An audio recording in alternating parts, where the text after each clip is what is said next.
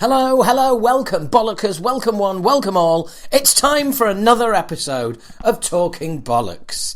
Deliveroo, Chinese, Burger King, no carbs before marbs, whatever the fuck all that's about, eh? Some of that made sense, some of it didn't, whatever.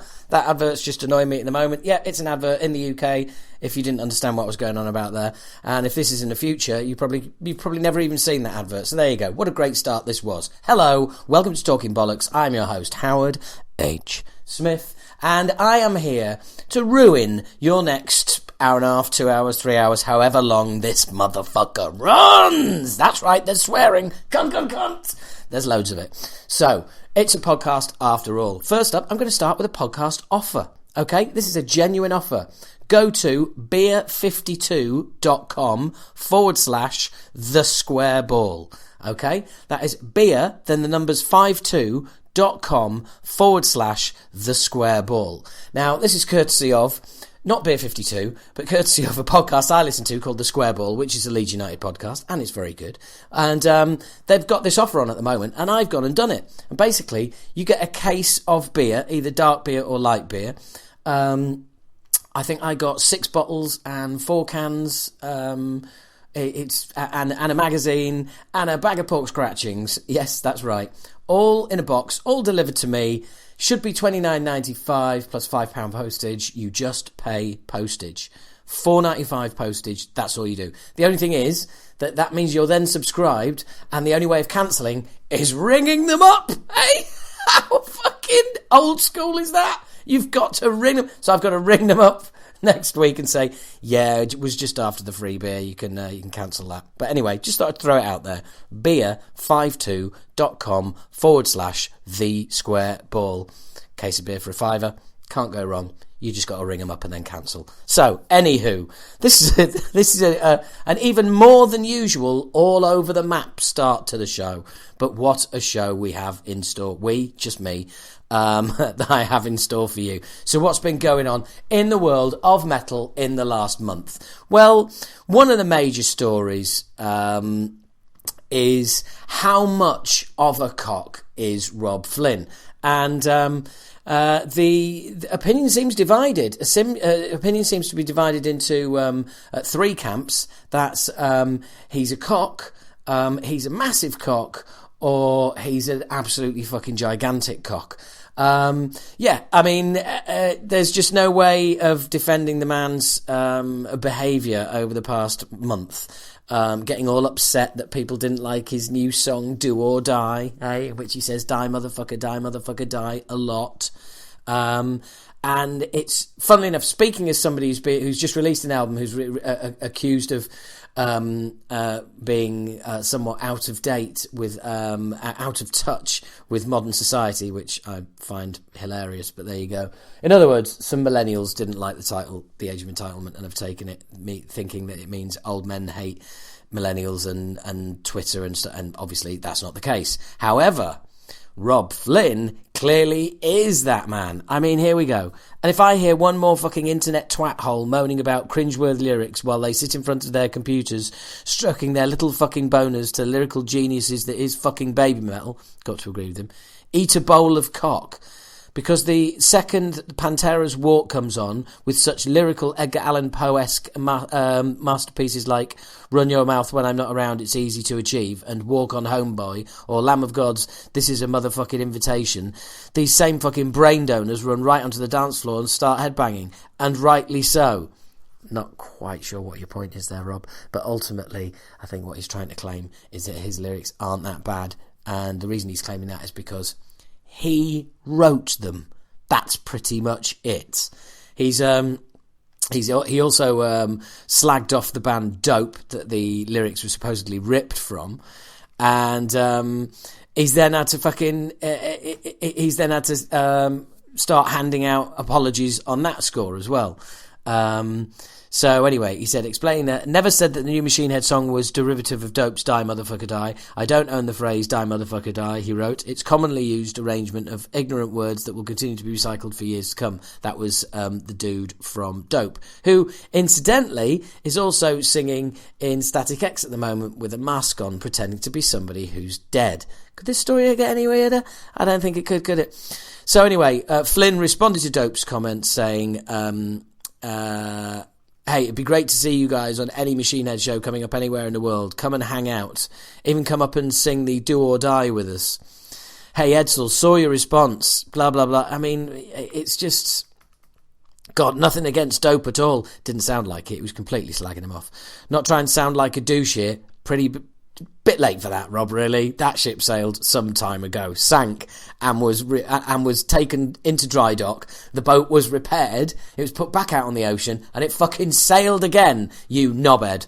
But I literally didn't know that you guys were a band anymore. So when your fans started spamming our Facebook, well, maybe you shouldn't just fucking automatically assume they weren't a band and start having a go. Anyway, fuck me. Rob Flynn is an absolute dick-steaming cock. He really is an idiot. And that's all there is to it. And I don't know why I'm spending so much time on this, but there you go. Anywho, back to some old favourites. Kisses Gene Simmons says the end of the road tour will last another 2 years. Well, is anyone else out there just so over the fucking whole... me saying, is anybody else out there so over the whole Kiss thing? No one listening to this is like... You're either bang into it and think it's fucking awesome... or you thought it was shit to begin with, and you weren't really bothered. So that's the only thing that I can assume, because well, it is an assumption. I will add that, but surely that is pretty much the way it goes. Pretty much the way it goes. So there's some great old stories all doing the one round. Here we go. We've also got Skid Row's Rachel Bolan rules out reunion with Sebastian Bach. Certain members of the band didn't get along from day one. So there you go. That continues to be not happening and continues to be Godless being wrong. And I'm going to have to basically cash in my debt. My debt, his debt, the bet, whatever it is, get the fucking money off him. This isn't making any sense at all, is it? Wendy Dio says, big gala is being planned to commemorate the 10th anniversary of Ronnie James Dio's death. Well, knowing Wendy, I wonder if...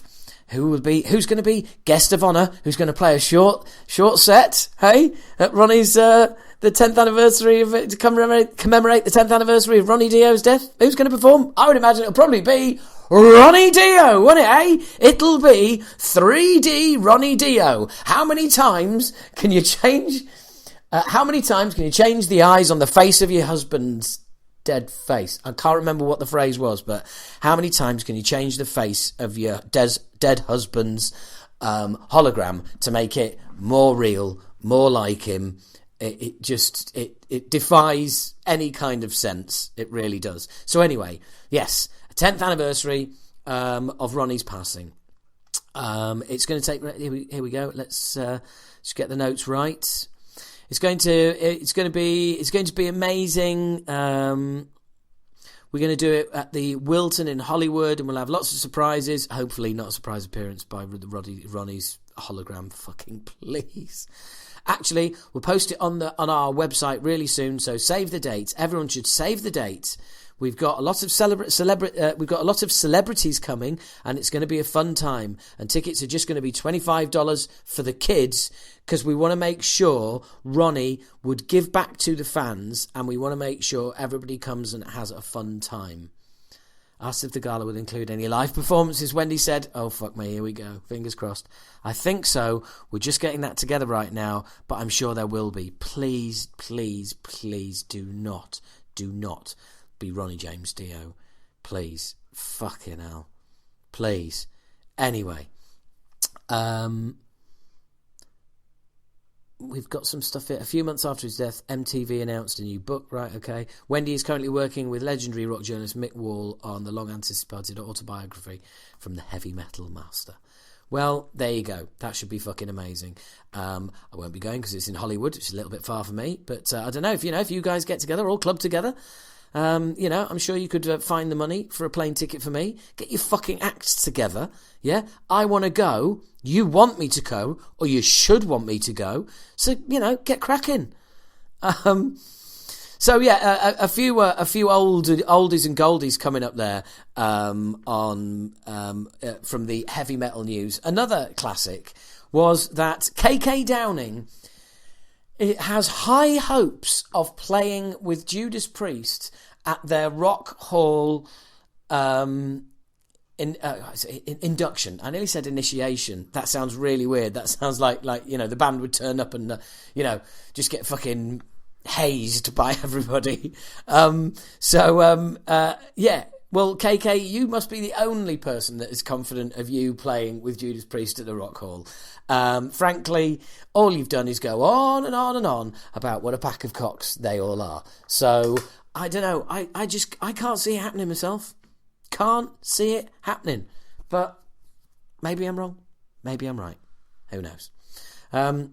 What else have I been doing? I went to see S&M 2. Yeah. So, quick review, S&M 2. Loved S&M 1. It's one of my favourite things Metallica have ever done. So, I guess, you've got to be a fan of the S&Ms to start with if you're going to find it interesting. S&M 2, really enjoyed it. It's not S&M 1, not as good as S&M 1 in my opinion. Why? Because Michael Kamen. That's why. Some of the new arrangements not as cool as Michael Kamen's. Some cool bits and pieces, just very different. It's not S&M 1 just done again. It is, they've tried some different stuff. There's a bit where the band play along with the orchestra, which is a bit naff. There's a bit where the orchestra just play on their own, which is just fine. But you kind of get the feeling that, well, yeah, I didn't really come for this when that's going on.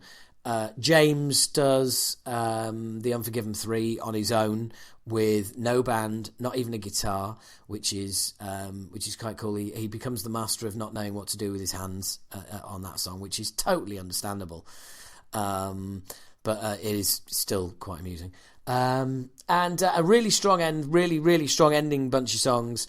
And an awesome appearance by a dude who does a tribute to Cliff Burton. Sorry, can't remember his name. I probably should do, but I can't, so what a twat. Didn't make a note of that. Who makes a note of the dumb shit Rob Flynn has been saying and then forgets to make a note about the guy who did the awesome bass solo in S&M? I'll tell you who. This guy. This cock right here. This fucking idiot. The guy whose podcast this is a fucking dick. Sorry about that. So yeah, all in all, it was enjoyable. I'm glad I went, saw it at the cinema, etc. I'm probably more excited about a remastered version of the original S&M than I am a Blu-ray coming out of the new S&M. I really would like to get the original S&M.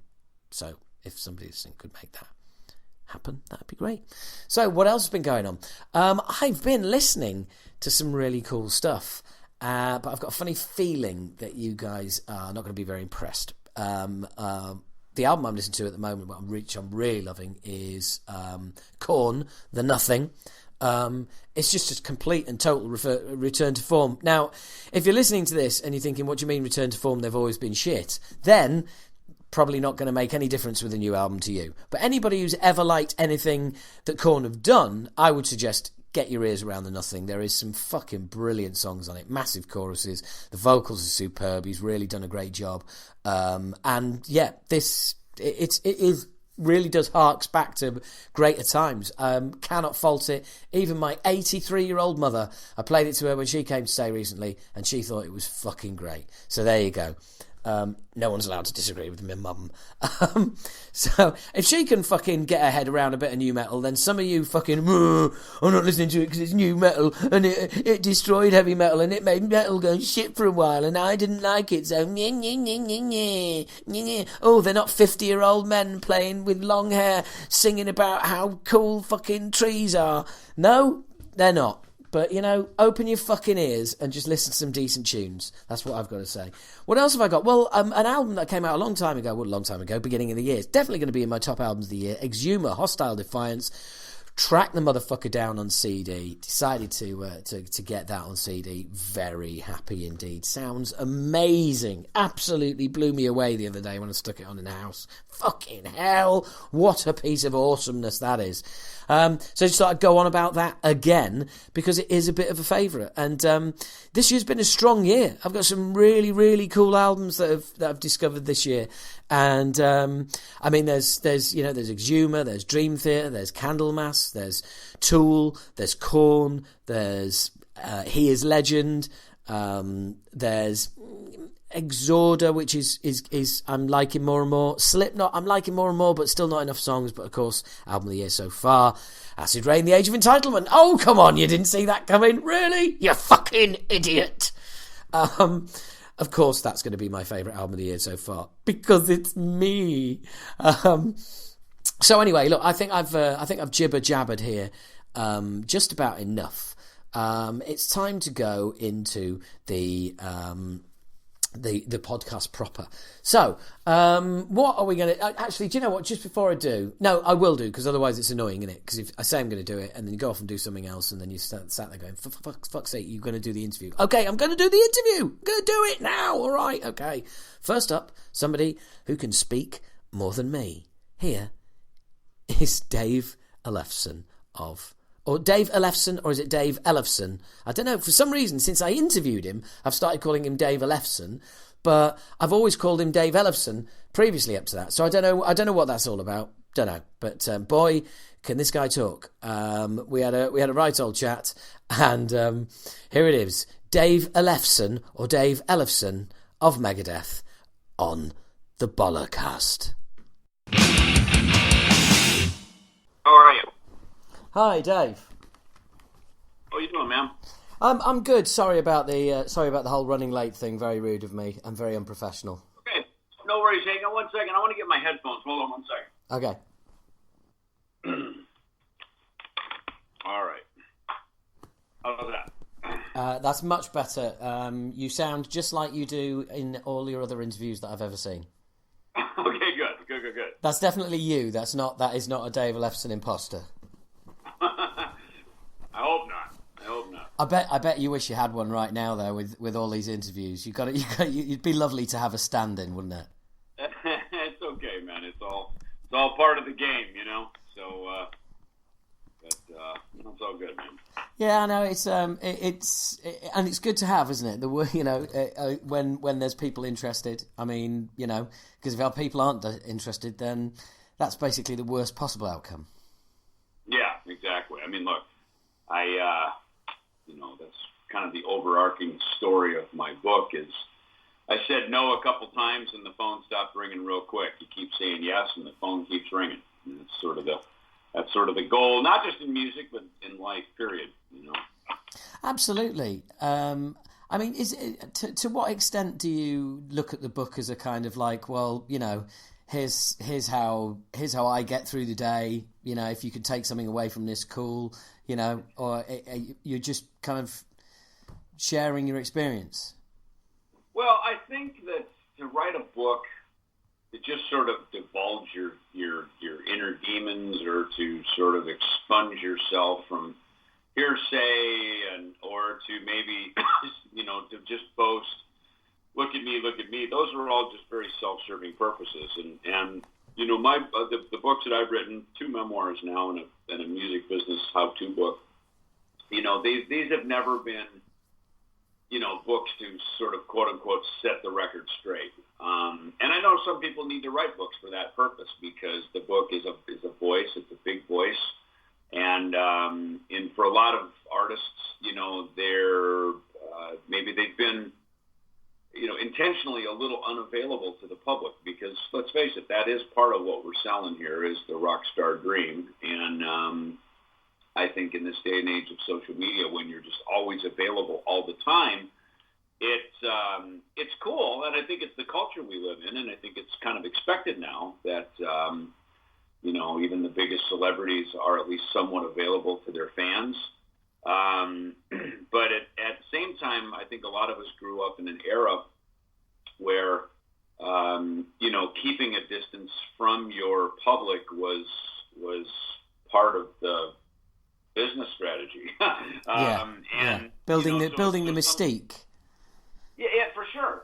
And I think there still is something very cool about that. I mean, but at the same time, I think with Megadeth, for sure, we adapted to the internet very early on. I mean, Capitol Records built us the very first Megadeth, built us the very first music website ever called Megadeth Arizona. And we embraced it quickly, especially me and Dave. And, then we acquired Megadeth.com and built out that website. And, so we've had a portal to our fans and been engaged in chat rooms and all kinds of different things right from the very earliest days of the internet in the music business. So, I think for me to write a book, sometimes I go, well, geez, what am I going to write about that hasn't already been on the internet? Good luck with that, Dave. Yeah, right. I mean, especially our band. Our band has been very, we seem to be a go-to one of no end of fodder, but that's also part of the charm of what makes us a real rock and roll band, and I'm glad to be part of a band like that. So I think for me when I write books, in particular the new book, you, at least in my case, it's a lot like writing a song, in that you start with little bits. With a song it's a few riffs, maybe it's a lyric idea, maybe it's a melody, and you sit and you work on it, and eventually it all comes together and you have a composition. Well, a book is very similar in that every chapter is like a song, and the book is like an album. It's a collection of the chapters, just like an album is a collection of the songs. And that's why I think there's always just a continuum to writing books, because, my first memoir, My Life with Death, I put out, I started writing in 2010, but it was 2013 by the time it got its street date. This book Tom and I wrote this in literally within a few months, partly because I kind of knew how to do it, haven't been through the process once. Well, actually a couple times with books, but certainly the memoir process, I'd just been through it a couple years earlier. And quite honestly, there was a lot of stuff to write about. There was a lot of business acumen that I've discovered, and I think, okay, well, what's the takeaway? Well, the takeaway, I think, one is just say yes. Just say yes. When people call you, say yes. They're calling you to hear you say yes. They're not calling you. They're not making the call to hear you say no. They're making the call hoping you're available and you can jump in, whatever that may be. Maybe it's a date with the opposite sex. Maybe it's, well, I shouldn't even say that these days. Maybe it's, maybe it's a job. Maybe it's a romantic date. Whatever the call is, just consider saying yes, and let it take you where fate may take it. Yeah, well, I mean, I've always been a big fan of it. I've always said, like, and the thing is, you've only got to say no once, and then they find someone else, and they never come back to you. Yeah, exactly. And I mean, I think in the music business, the jazz musicians always had a saying: "You're only as good as your last gig." And as I'm looking at a big 4, double platinum plaque on my wall, 100,000 people in Sofia, Bulgaria. Well, that was an awesome moment. Yeah. That was also, that was almost a decade ago. You know what I mean? So I can't just sit around and go, boy, look, weren't we great then? It's like, well, what have you done today? And yeah. And I think that speaks to the human spirit too. We wake up every day. I've learned to live one day at a time as best I can. And I like, I love planning for the future. I love, setting things up. I mean, this week alone, we got the Megadeth cruise coming up later this week, and then I'm heading over to play with KK Downing, and then I'm heading straight into a solo bass story across Europe, and then I'm heading down to South America, and then turning the calendar, Megadeth, Five Finger Death Punch, Bad Wolves tour. So I love preparing, for these things, because as humans, we're wired to look forward, and that's why hope is so important to us. If we don't have hope, it's just like, what's the point of living, So we're always aiming toward future things, yet it's important we keep our feet firmly planted in today, because we execute the plan one day at a time. Yeah, but it certainly sounds like you know what's going on for the next few, probably about the next 18 months? Is that your schedule mapped out? Yeah, I mean, we've got, the Megadeth long-range plan is coming into play now, and which is great. And it's been an interesting year, obviously, for me. I mean, we had the Ozzy Osbourne Megadeth tour, which, that went away pretty suddenly in early May, and we quickly regrouped and got in the studio to start working on the next Megadeth album, and at which point Dave was suddenly, was diagnosed and undergoing treatment plans for his throat cancer, and you know what I mean? So, but I had a book already scheduled to come out at the end of the Ozzy tour. So, again, I had a book and the solo album, Ellefson Sleeping Giants, that were already in the queue and ready to go. So, part of life is also about adaptability. I got thrown, we've thrown a couple of pretty big wobblers this year, and I've learned over the years to just be resilient and roll with the changes. And while it's great to hope for the best, you also have to sometimes adjust your expectations to the reality of what the day hands you too. Yeah, well, you got to remain flexible, haven't you? Otherwise, you break. And yeah, when those things land, you just got, like you say, you just got to take it on the chin and move on. Because, like you say, you can't stop and think about it and think, you don't cry over spilt milk. You mop it up. Yeah, I mean, that's and I think with music these days, I've been very blessed to be in a group that's through a lot of hard work and a lot of sacrifice and defying a lot of odds, we clawed our way up, up to the upper ranks. But that was now a 36-year overnight success. It didn't, good things don't come easy, as I've learned in this life too. And it's staying up there. It's staying up there. That's the hard thing. That's the thing that'll kill you. It's staying up there. Yeah, I mean, that's just it. Is shooting to the top is awesome, but staying at the top is the real challenge. Yeah. It's like I always tell young bands, look, getting famous is the easy part. Making a living at it is the challenge. Well, you can do any number of really dumb, ridiculous things and be on the cover of all the magazines, but having some staying power and being able to make a living doing what you enjoy, that's a whole other part of the craft, so, again, I think back to the book, that's what I've talked about is, the things that I'm doing now, in my return to Megadeth and in just, the recent decade here is, learning to just say yes to things. And that's landed in a record company, a coffee company, and, writing a couple of books and having a solo album out. And now, of course, this event that I'm doing with KK Downing is just, it's just super cool. I mean, just really, I think as friends between he and I, and as fellow, artists, in the business for many decades, each of us, it's a fun moment. It's a fun celebratory moment, and something we can share, and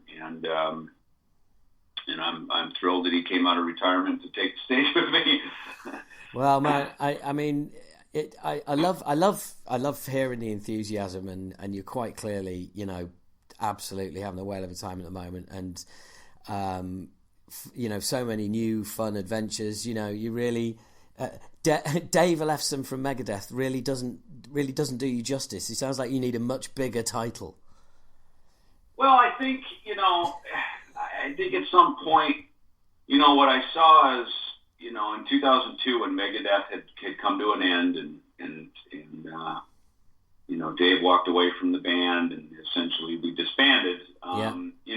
It's one of those feelings that I think everybody who's in a big successful group, you fear that day coming, because not very many bands are set up in a way where they're devoid of the personality and it only stands on the music and the show. There's very few. I mean, that's kind of how they put together, Broadway musicals and things like that, where, there's always a star, but it's bigger than the star. Well, in these rock bands that we have, they're very personality driven, and one or two personalities walk away, it's over, And so what I saw as a day of impending doom that I always felt may happen finally happened. And when it happened, I had kind of two feelings. One was, thank God that's over, because it was so much work, but that was just a temporary feeling, like, oh my God, thank God the pressure's off. Yeah. Followed immediately by, holy shit, how am I going to pay for my life, one of those, be careful. Of it. And I think, we all go through those emotions, you know what I mean? Because we work, and I think if you're in any business, you're like that. But, as things moved along, I realized, here I am in my mid-30s at the time, raising a young family, having to work very hard to kind of recorrect the course of my life and pay my bills and everything else that I needed to do. I was okay to step away. In a weird way, Megadeth going away allowed me to really just become my own man. And I think, being back in Megadeth again, it's important, I think, that everybody in a group have their own identity and that they are able to stand on their own 2 feet, and I see members of bands that they've kind of just been known for doing that one thing and maybe haven't stepped out musically to do other things. And I can only imagine the frustration because, I've gotten to know a lot of the other friends who have gone out and done other things, whether it be Doyle, Dave Lombardo, Bruce Dickinson and Adrian Smith had a season away from Iron Maiden, and, they actually opened for Megadeth on some shows, a couple in Poland and Greece when they were in that season of their lives. It's like, then we come back to our main bands that we're known for, and we actually bring strength back. And it's like our bands then become even bigger than they were before. And so I think sometimes that season out in the wilderness to sort of find who you are, when it's forced upon you, as it was for me, through a series of circumstances there back in 2002, that season before I returned back to Megadeth in 2010 was one of incredible growth for me. And really, and also realizing that, it's going to be okay, and, the good Lord always provides a way, when there seems no other way. There always seems to be a path. And I think those are the things that I've talked pretty openly about in my 2 memoirs. And I think More Life with Death really exemplifies the actions that I've taken and some very productive results that have come out of that. And it sounds like going back to the band, you were in a much better place than you'd actually ever been in it before. That breakaway had actually done you a lot of good. Yeah, and I think it did Dave good. Dave got to recorrect Megadeth to be what he wanted it to be, and not always, having to, listen to, advisors and managers and people that I think he was getting frustrated with. So it's interesting how sometimes you get a little breakaway and everybody kind of finds their own way. And then in our case, we came back together. We came back together better friends, better artists, musicians, and I think we kind of understood the roles that we each play maybe a little better, so it turned out to be, in hindsight, probably the best thing for all of us. Yeah, and it's, I mean, that whole situation is kind of weird. Being 17 years ago, it's almost like a chapter of the band's history that's forgotten. But it was, I mean, it's only really documented in Dave's book. Did you or did you cover it in yours as well? Because I haven't had a chance to read yours yet. I did. I covered it, especially in my first memoir. But I think in My Life with Death, from 2013, it was more of a bigger celebration of me coming back to the band. That was focused on, and sort of the season away was probably, it kind of, I think, intentionally minimized a bit, because it was sort of like, well, look, that happened, not denying it. But, through it, I learned a bunch of lessons, and now we're back together and bigger and stronger than ever, and onward we move, I think that was the general spirit of it. And I think in More Life with Death, it really speaks more to, like, look, all these lessons I learned in the previous decade, I've really put them into action now in this decade, and as a result, all sorts of really cool, fun, productive, and I'd like to think beneficial contributions back to life and to our business and to the fans are the result of what this decade has brought. Because again, it's one thing to just stand there and go, look at me, look what I did, and that's just all very self-serving. To me, I'm into these books and in all the things that I do, I go, okay, who's going to benefit from this? If having a record company only benefits me, well, now I've pretty much gone to the other side of everything we artists ever stood for, But if I have a record company that's going to benefit my friends and it's going to help artists have an opportunity and get in the game, and we can lift them up and help rebuild some things or build new bridges, new ventures for them, then that to me is a worthwhile venture. Absolutely, and it's refreshing to hear, an author of rock and roll memoirs that, as you say, aren't all about, look at me, and very much positive, as opposed to, maybe, the darker side of the business, as it were. Yeah, I mean, it's funny, when I wrote my first memoir, My Life with Death, I told Joel MacGyver, my co-author, I said, what the hell am I going to write about? It's like, I'm married, I have kids, I go to church, I quit taking drugs. It's like, that's about as boring of a rock and roll story as you can ever get. I said, who's going to buy this book, Because let's face it, everyone loves to read or watch a good train wreck, and I've intentionally tried to have my life not be a train wreck. Especially since I got sober back in 1990, that's been the goal, is to have ballast and stability and not be a train wreck. Yet these books, that what I've seen is most of them that they really focus on the train wreck, because obviously that's where the sweet spot of the sales are. It's look, nobody's life is a Cinderella story. We've all gone through some stuff, and I think in these books, what you tend to see is the humanness, and the humanness in our celebrities, and even me, because I read a lot of them. I read a lot of these books, and I enjoy it. I read my heroes and stuff. I read their books, and I go, wow, we're pretty much the same guy. We all pretty much belong to the same band, because we all kind of operate the same. We've all been through similar channels of sex, drugs, and rock and roll, and managers ripping us off and us not paying attention to the money and working our asses off and wondering why we're broke. And then finally we get it together and we learn the business, and, hopefully we end up on top, at the end of the day. I mean, I think ultimately that's, when we tell life's story through our memoirs, we're hopefully, I think you have to open yourself up to the humanness. If you don't, you're cheating your reader out of what the real focus of a book should be, and that is to really feel and get inside and maybe even live a bit of your own humanness. Yeah, and did you find book writing and songwriting scratch different itches? They're very different art forms, but they both sound very rewarding.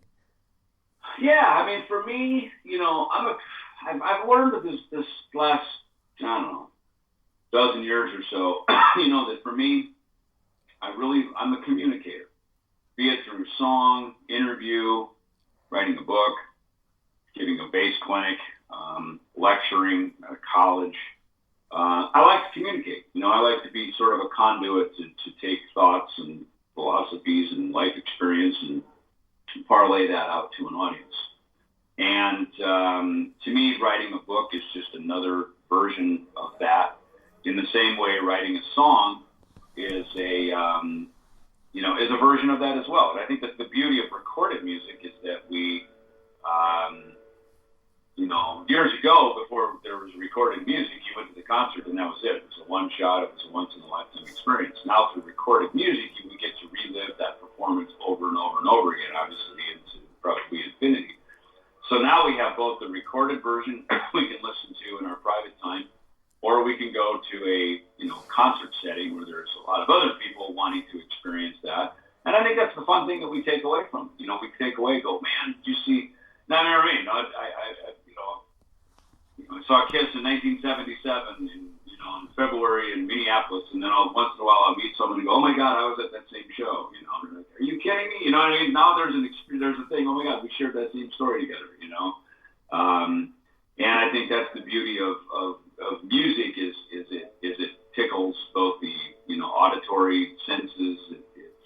If you're in the room, probably the sight, smells, and sounds of rock and roll. And whereas with a book, I think what's kind of fun about a book is, you have to sort of, where all I'm doing as an author is painting a picture, trying to give you a detailed description of the setting, and then then the reader gets to put themselves in the room during that particular setting that was happening. And to me, I like that. If I read K.K. Downing's book, or I read the Ace Frehley book, I picture myself being in the room with Kiss when I was in 1976, when I was just a wee lad, going, oh my God, he's letting me in the room to be part of something that happened at that moment. And I think that's the fun of these rock and roll memoirs.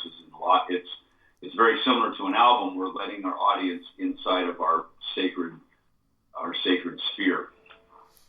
Yeah. Hey, you know what? I got to jump on the phone here to another interview here. Oh, never mind, Dave. Well, look, it's been an absolute pleasure, man. It really has. Yep. Thank you very much for taking the time out. Welcome, Howard. See you, buddy. Bye. See ya. Bye-bye. So that's Dave and I having a right old chat there. And, just let him go. Answer the odd question and then just let Dave go. At the beginning there, apologies about the late... something came up and meant I was not going to be able to do this interview. So I told everybody involved. But clearly the message never actually got through to Dave. Now, the weird thing is that the shit that appeared in my life that meant I couldn't do it quickly disappeared. And then, so all of a sudden, my phone vibrated. I took my phone out, and there's a little wavy hand in my Skype messaging from Dave Ellefson. So it's like, right, okay, I can't really turn that down, can I? It's Dave Ellefson going, hey, dude, I'm here. So I quickly set my laptop up and did the interview. So that was all cool. Very professional, highly professional. I think it's you can tell that Dave has had some media training when he was in his 20s at major labels and all the rest of it, and it's like, and by that I mean anyone who keeps managing to bring you back to the reason for the conversation, like for instance then in the book I wrote and keep coming back to the books and things like that. It's like that's when you can tell media training has been had whenever you're talking to anybody. Because that is usually about making people stick to your agenda, your narrative that you want to communicate, and not being drawn off it. Having said that, that's just an observation. It's not a criticism. I really enjoyed chatting with Dave, and I hope you enjoyed listening to me chatting to Dave. So what else has been happening? I didn't put this at the top, but I've got to tell you guys. I'm recording this on a Sunday. On Friday, 2 days ago, I was at the Prince Charles Cinema in Leicester Square for a screening of the comic strip Bad News and More Bad News. And afterwards, I had the honour of hosting a Q&A with Nigel Planer, brackets Neil from the Young Ones, and Peter Richardson, brackets main man from the whole comedy crew that is those guys. I mean, he was like one of the major producers. He's obviously in a lot of the Comic Strip Presents. He still runs the Comic Strip Presents. You'd recognise his face, okay? But basically, that's Den, the bass player, and Spider, the drummer, from Bad News. I got to stand on stage and host the Q&A. It was absolutely wonderful. They were both great guys to work with, really nice, really funny, and two of my comedy heroes. And if you're listening to this and you've watched Bad News even once, you know exactly what I'm talking about. If you've seen the Young Ones, you know what I'm talking about. I'm just absolute comedy fucking legends. And funnily enough, of course, in the middle of More Bad News, the second episode, they play Donington. 1986, 16-year-old Howard was out there in the crowd. I remember seeing Rick Mail side stage and waving to him and him waving back. It was weird. The audience was really split that day on haha, it's Bad News, and it's Bad News. They shouldn't be on the bill. They're a fucking comedy heavy metal band. Let's throw lots of shit at them. It was just, it was surreal them being stood on stage with them, and obviously the young ones, which I've watched since I was a kid. It was just fucking awesome, man. It was so fucking cool. I cannot explain how cool it was. I mean, that night, the evening was over quite quickly, and I was back home in my flat by about kind of like 9:30.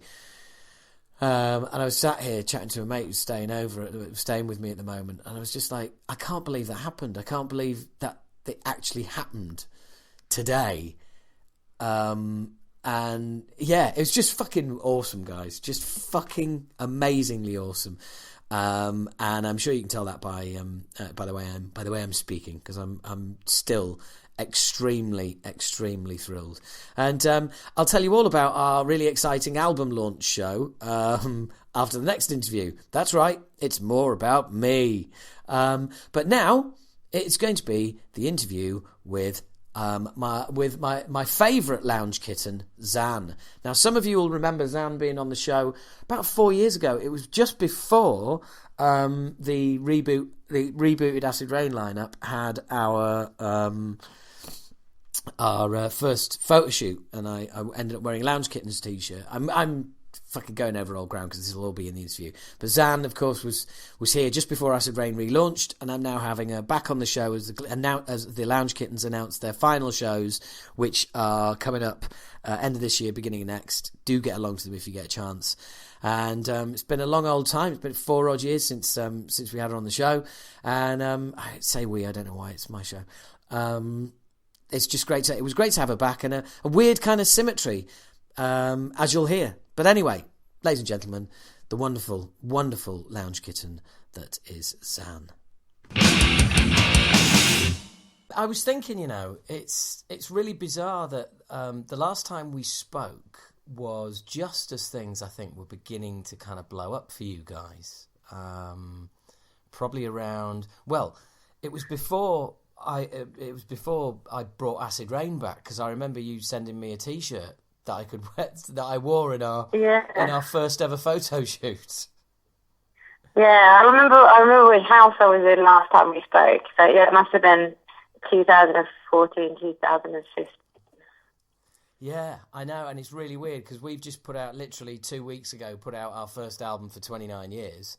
And congratulations. Well, thank you very much. It's taken a little while.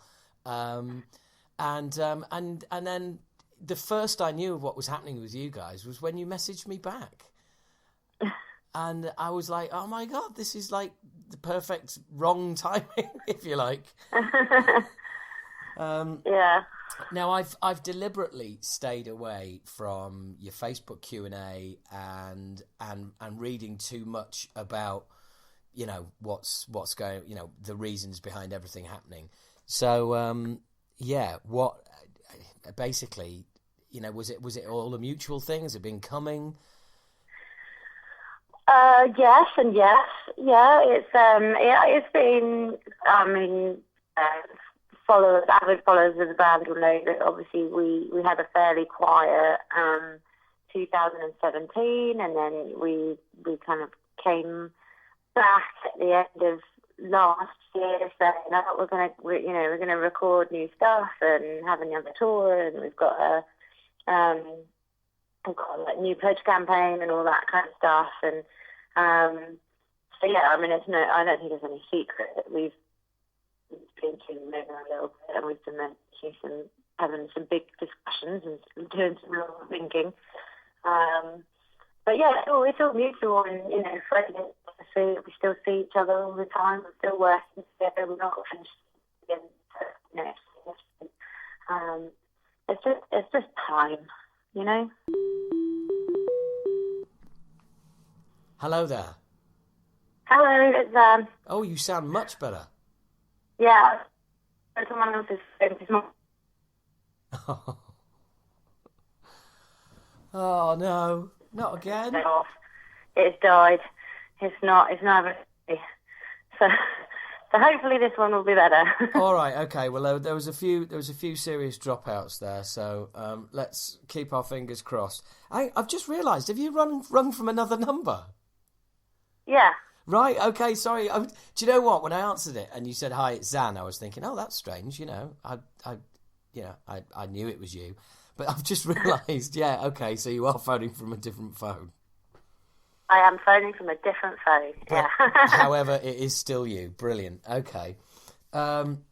So anyway, God, I tell you what, this interview is turning into a something you don't want to carry on with any longer. Never mind the band. Bloody hell. So you've got, I mean, obviously, was it something that any one person kind of bringing it round to a let's have that conversation, or was there just a feeling amongst the three of you that it's actually time to sort of have the dreaded conversation?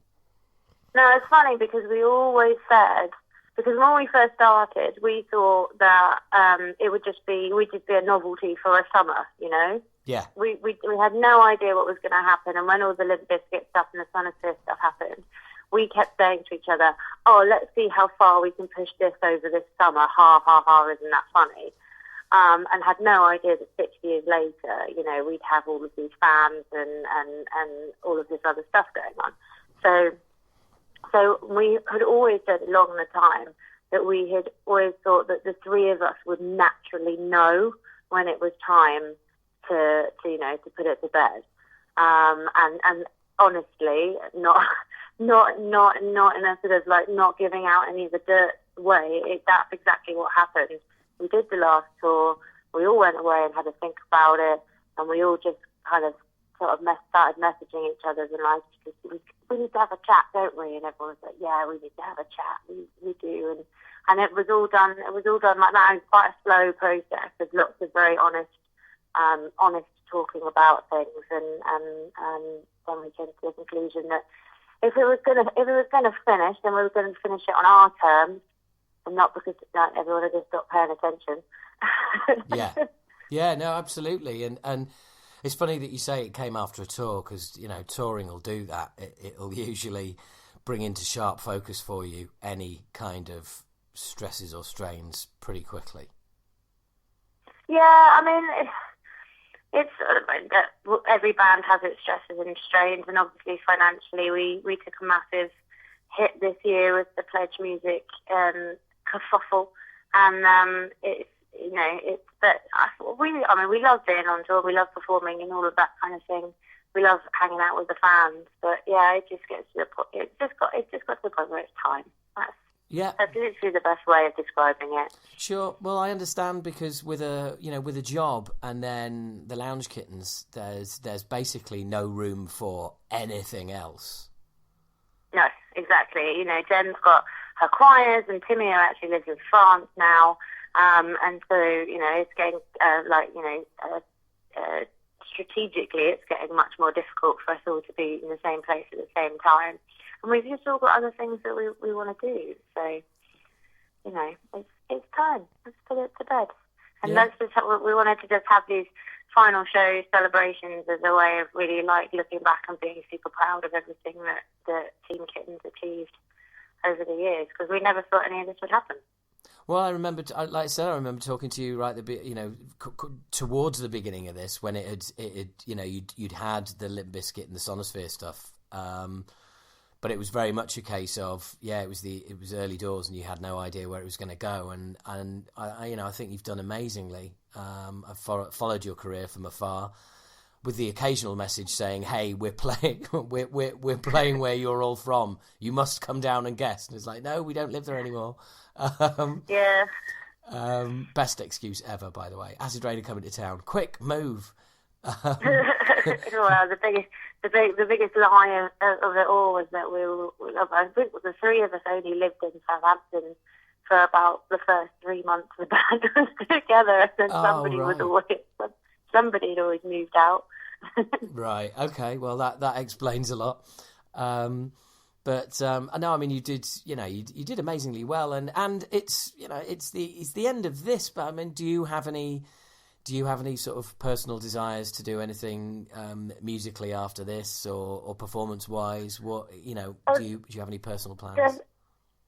Definitely performance wise. I'm a performer. I've been on stage my whole life, and I don't I think that any real creative person, you can get away for a little while without doing the thing that creatively drives you, but after a while you start to turn into a bit of an arse if you don't get yes, the outlet. I have been that arse. I have been that arse. So yeah, I don't want to be that arse.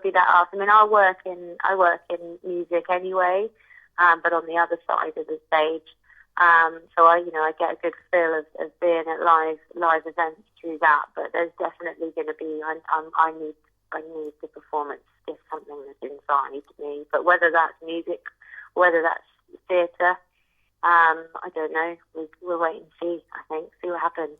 Well, if you ever want to give stand up a go, then just give me just holler at me, girl, and I'll put you through your paces. Oh, amazing! I'm not sure if I'm brave enough to stand up. That's even more work than being in a band, as far as I can tell from my comedian friends. Well, what I love about doing the two is that, with the band, it's like you get an offer or something, and you've got to find. Yeah, I mean, 5 of us, you've got to find. Got to get round everybody. Is everybody available? And then going back and backwards and forwards and backline and all the rest of it. Whereas as a comic, it's like, are you free on this day? Yes. Do you want a gig? Yes. Job done.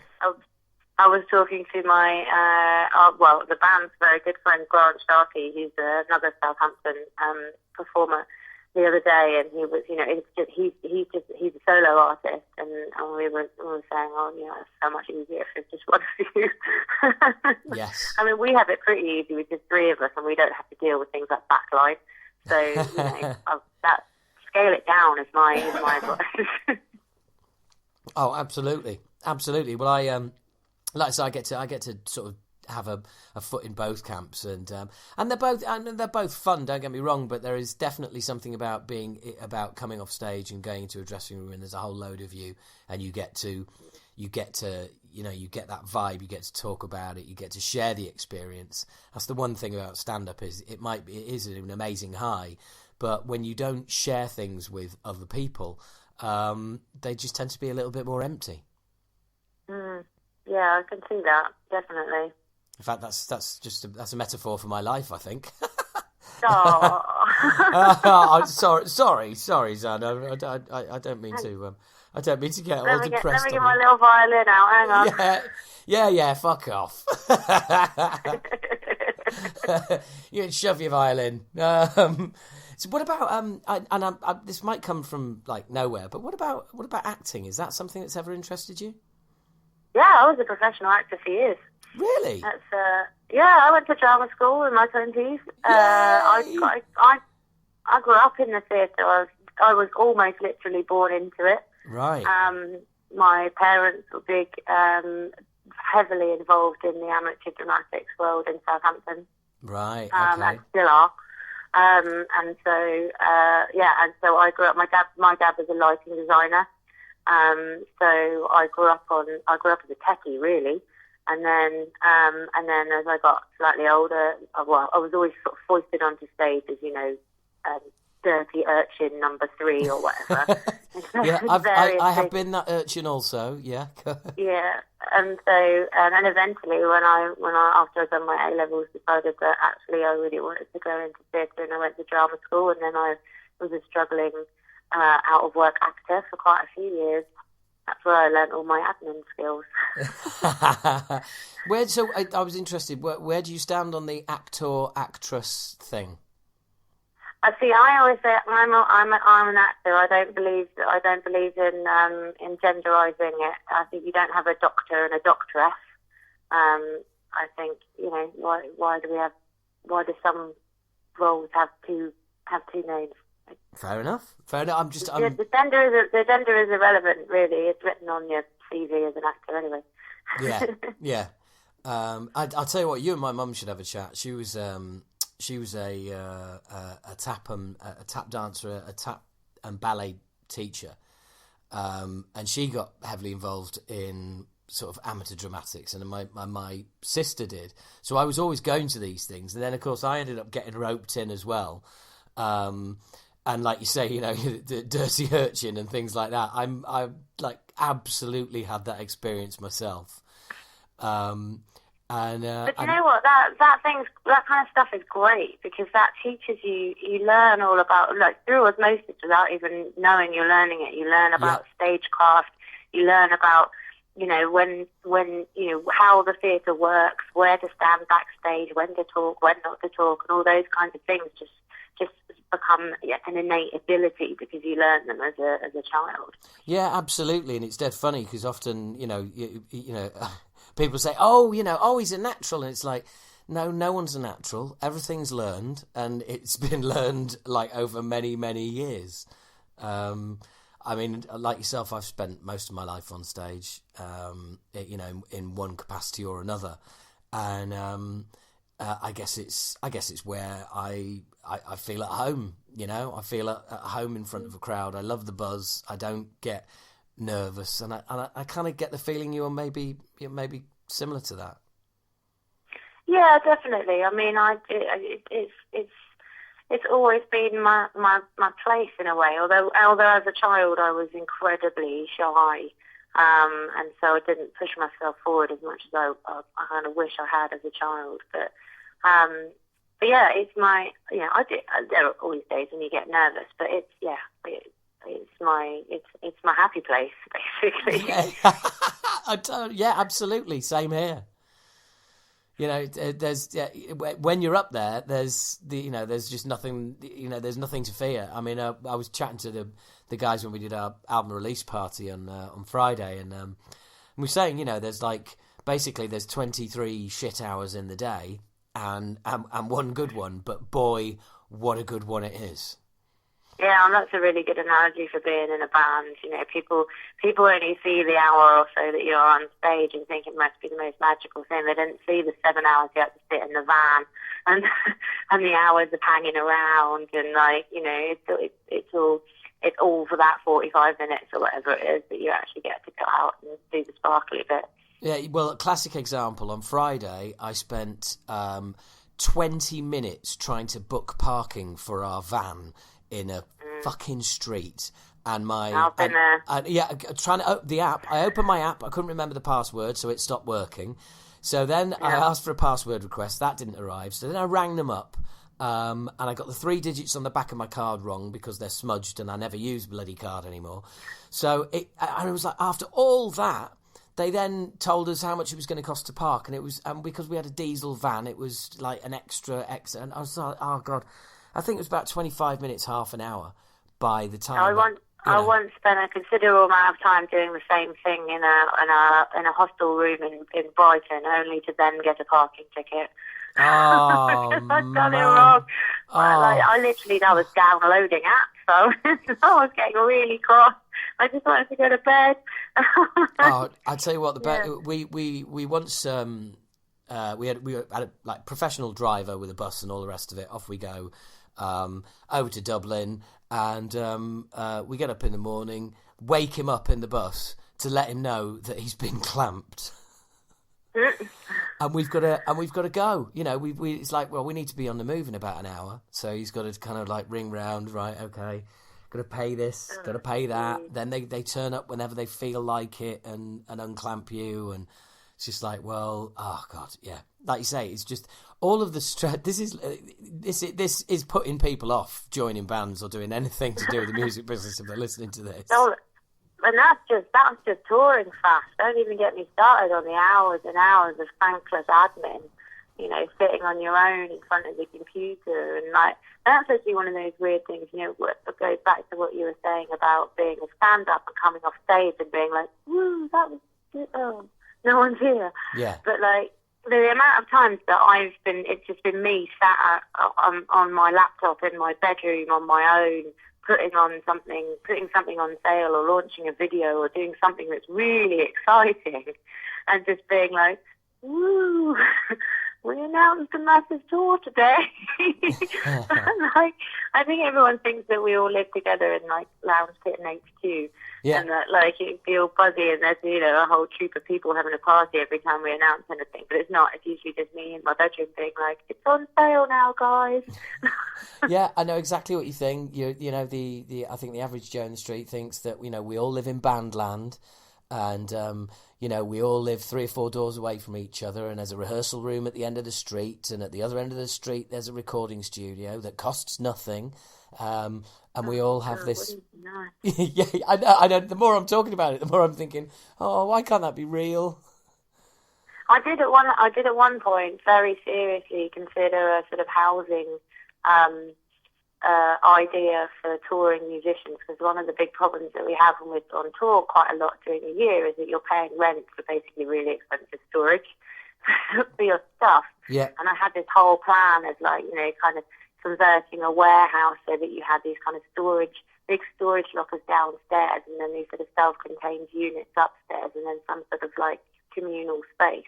And you could have them on a kind of rotation. So it would be like, oh, right, you're off for 3 months, so so-and-so from this band's going to come into that room. You can put your stuff in storage downstairs, and then you come back, and, it saves you all this money. But I would need considerable fortune in order to put that into any kind of reality.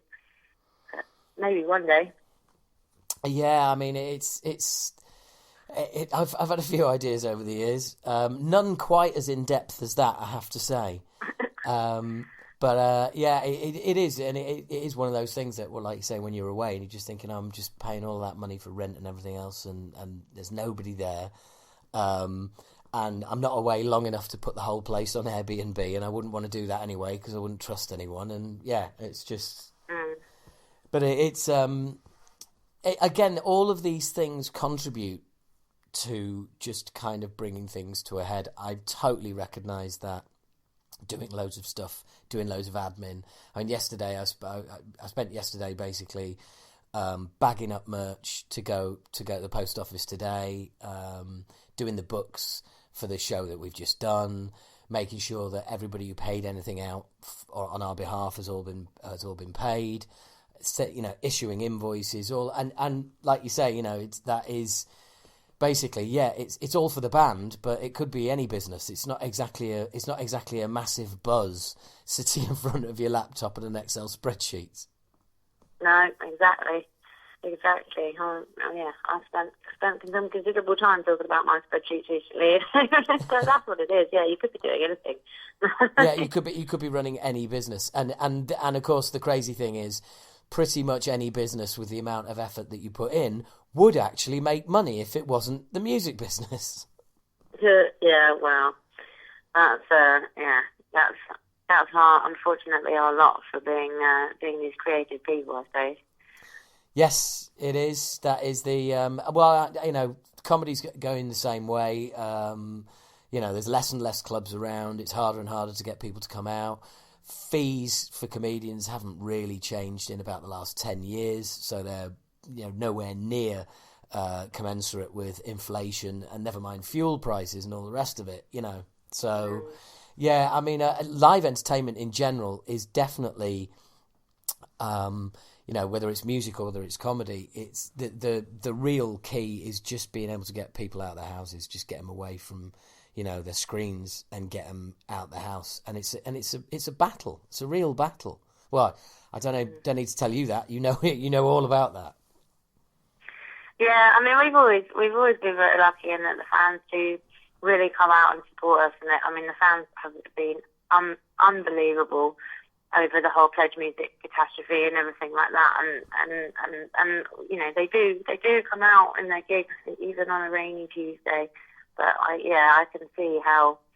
It is hard. I'm literally sat looking out a window at the moment at a rainy London on a rainy Monday night, and thinking, no, I don't want to go out. Yeah. No way. Yeah. No.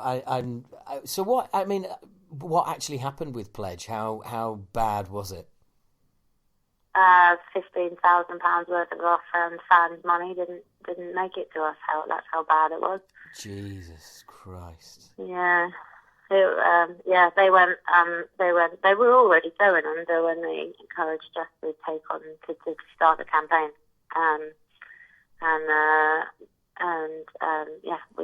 Our lovely fans pledged lots of money, and we managed to get a little bit out of Pledge, and some of our fans have managed to get refunds through their banks and credit cards. But yeah, basically, Pledge went under during our campaign. yeah, it was definitely a contributing factor to, you know, it's really hard, as I'm sure you know, to put that much effort into something and to work that hard and then still have, you know, to be in debt and to not be able to pay the bills and you know, and then once you've paid off everybody that you owed money, to then not have any extra money, you know, you haven't got anything to pay your rent with.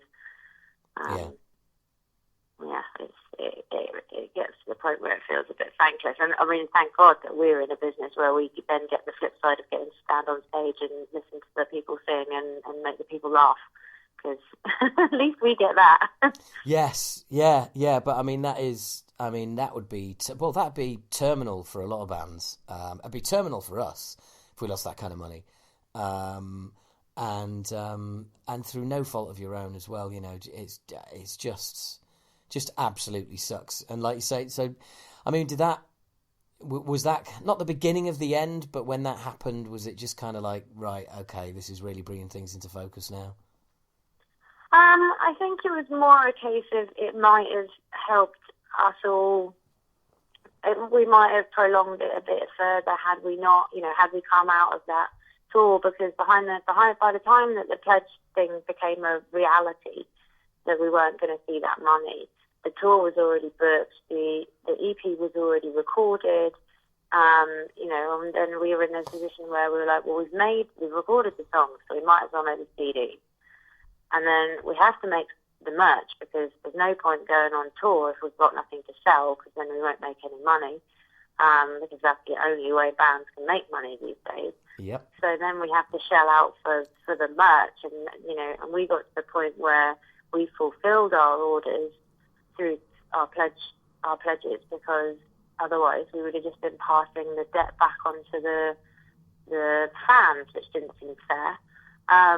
And, you know, like I said, we were so far down the process that we were going to make most of it anyway.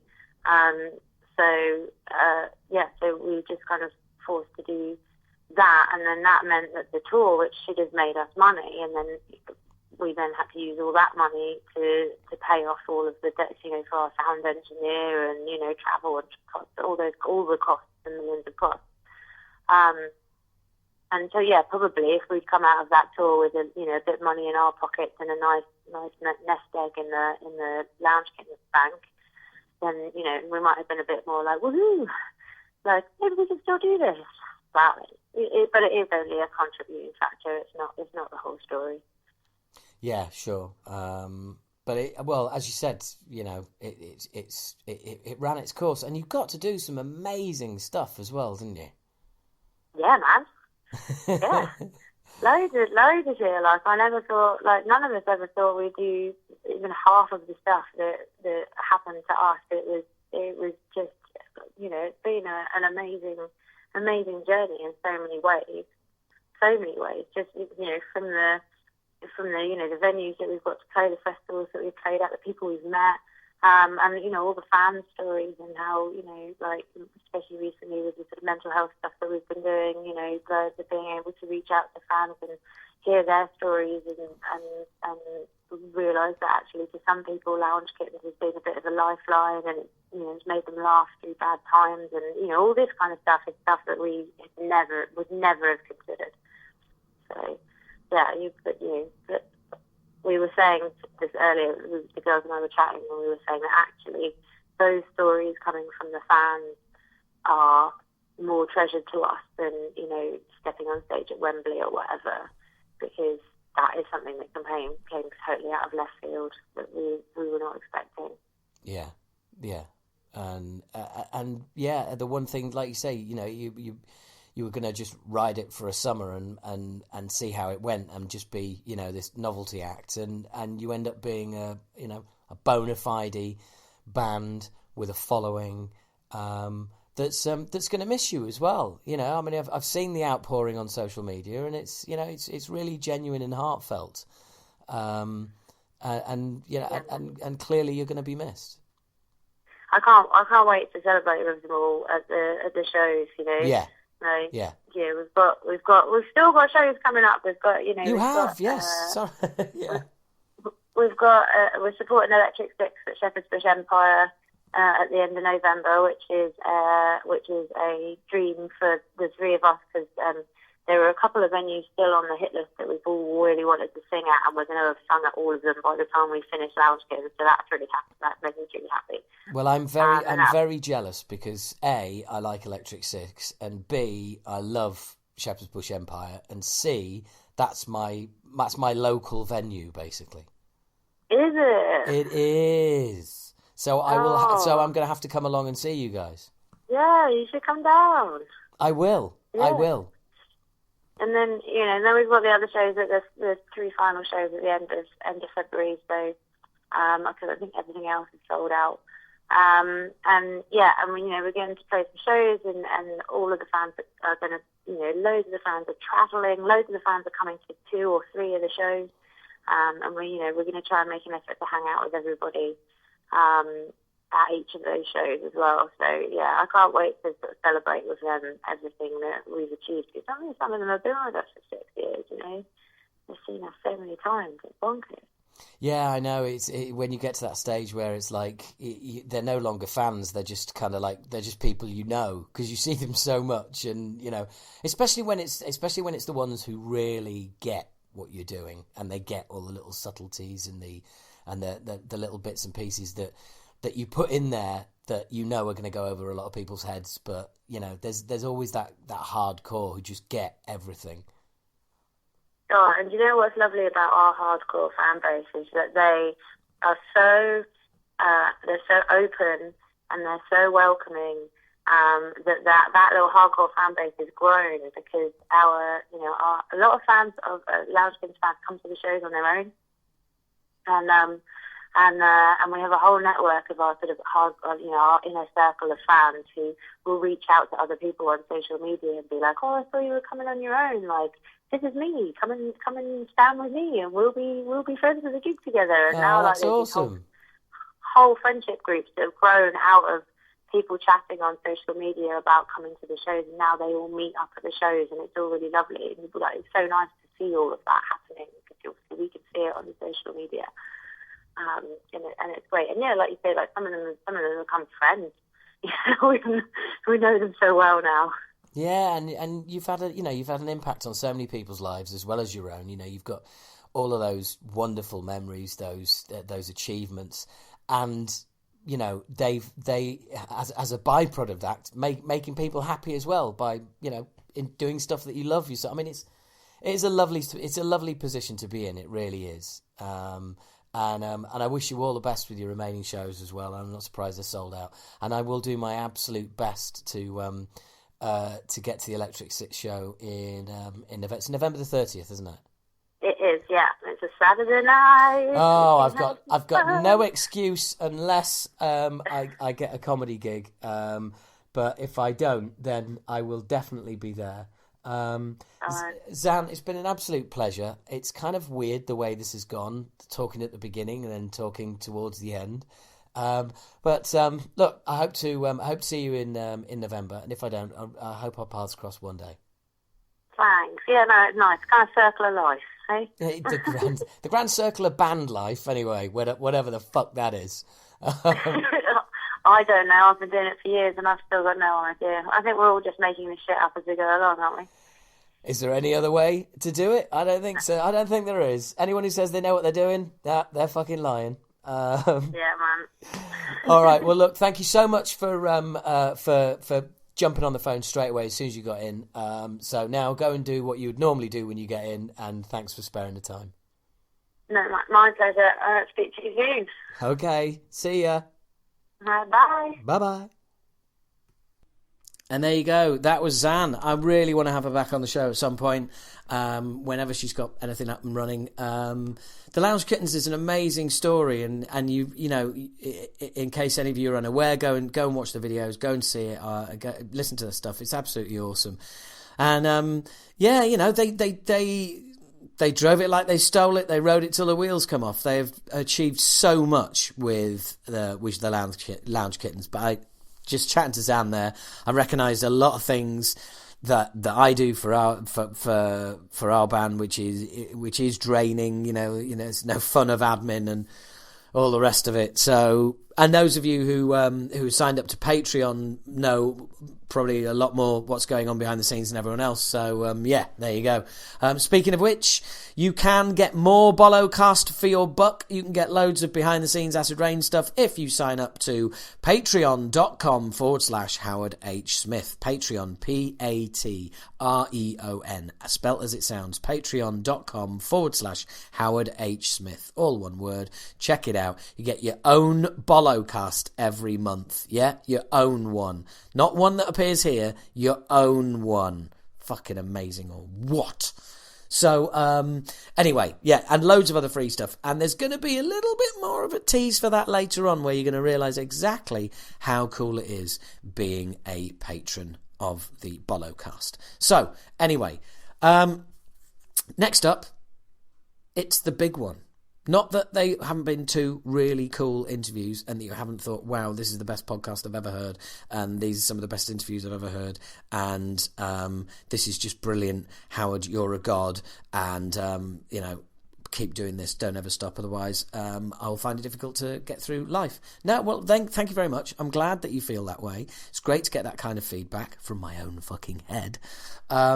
So, here we go. It is, like I said, you could call it the big one if I was being disrespectful to everybody else, which I am not for once. I'm not going to be disrespectful. This is the third interview of the podcast. I know, that's kind of weird, isn't it? Don't usually have that many guests in one Bollocast, but let's do it, eh? Let's fool people into thinking that this is how it is every month. So this is the first one they listen to and they go, oh, wow, that's great. They have loads of interviews. And then they go and listen to another one and they're fucked because it's just me rambling for most of the time. But there you go. That's what this Bollocast is. So, fuck it. Anywho, let's go. Let's have a chat. This took place just before their show at the Camden Underworld with Exhorder. This is an interview taking place inside the Camden Underworld dressing room, a place I've been many times. And I'm chatting to the guys from Exhorder. And of course, when I say the guys from Exhorder, what I mean is Kyle and Vinnie. And this is us chatting a little while ago. In here. I'll introduce myself. My name's Howard. Nice to meet you. Kyle, Vinnie. Nice to meet you. I sing in a UK thrash band called Acid Rain. I know the name. Our first album for 29 years came out a week after your album for. Oh, y'all beat us. Yeah. I thought we was the shit, man. Fuck. Yeah, but yeah. Now we gotta wait longer. I know. Won the futility race. Yeah. Yeah, we got that number 11 in on with the longest gap between studio albums. Wow. Like number 1's like Chuck Berry at 42 years or something like that. So makes us all look a bit junior. But I've spent we spent a long time split up, and I did stand-up comedy for 20 years, and now brought the band back, and I've just spent the last few weeks answering the same questions. You need your water? Oh, cheers. Thank you. Just distributed water here, guys. I've spent the last few weeks answering all the same boring questions that you've been getting asked for the last how many weeks, months. That's okay. You know. We're getting good at it.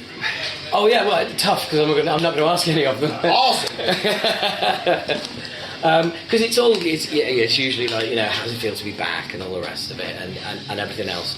But now you're on the road. The record's done. I have got to ask about the record because obviously it's your first one in so long. Not as long as some of us, but you know. Proud, pleased, relieved. Yes, all of the above. Yeah, it's kind of surreal, you know. It's almost like I know exactly. It's almost like we didn't go through it in a way. It's like snapped and here we are, you know. It's because everything went so fucking fast.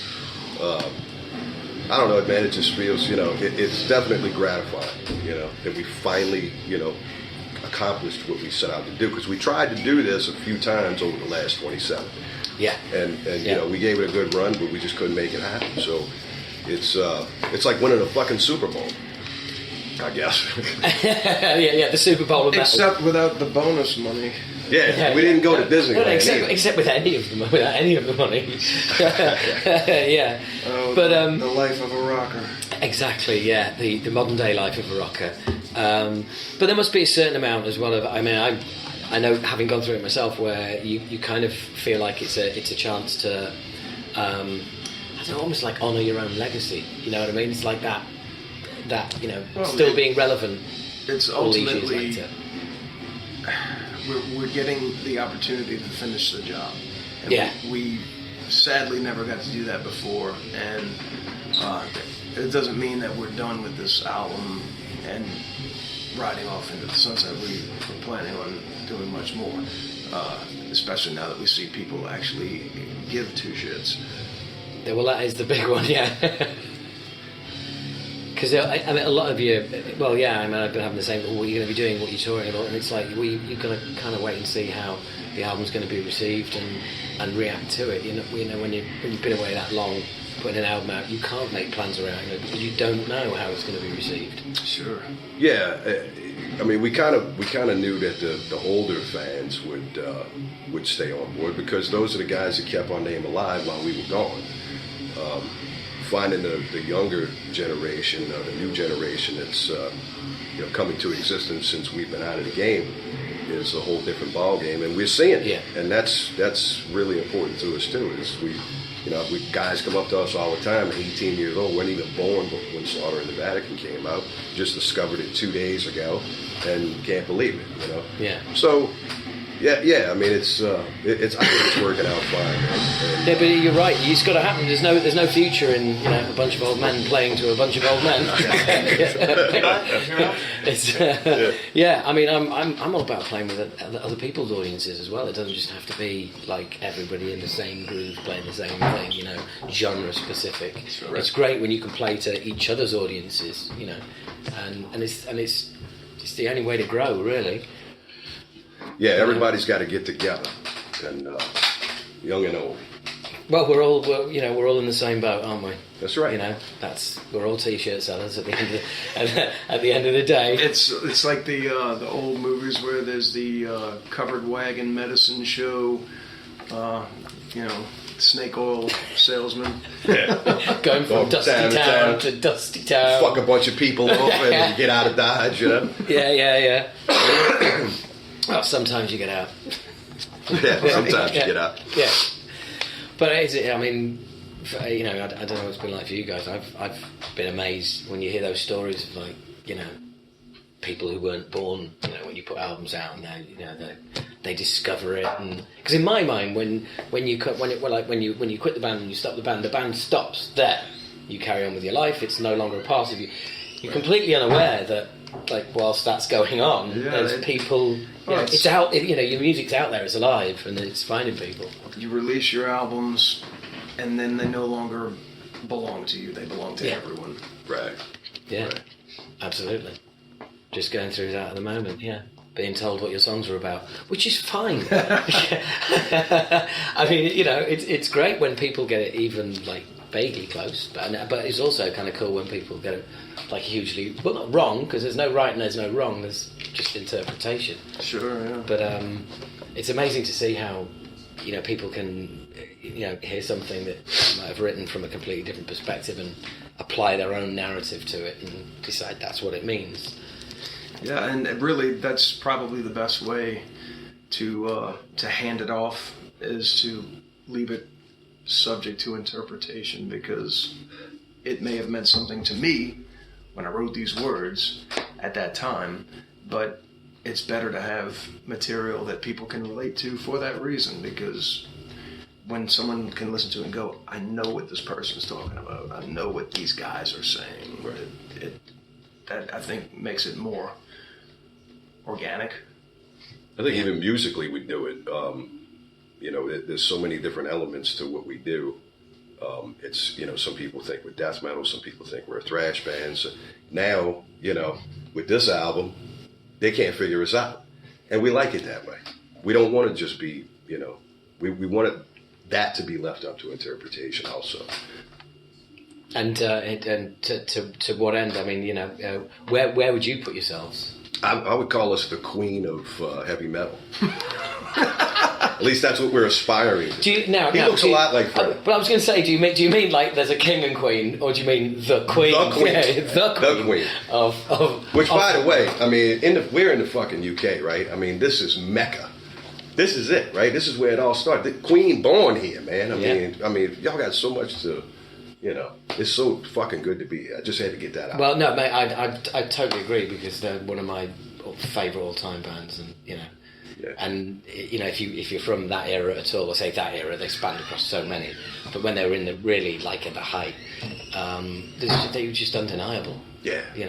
I've always said if you meet somebody and you say if you meet somebody who doesn't like Queen, they don't like music. Yeah, it was one of my first favorite bands for sure. My sister's friend had left a copy of A Night at the Opera on vinyl at the house, and I might have been in kindergarten.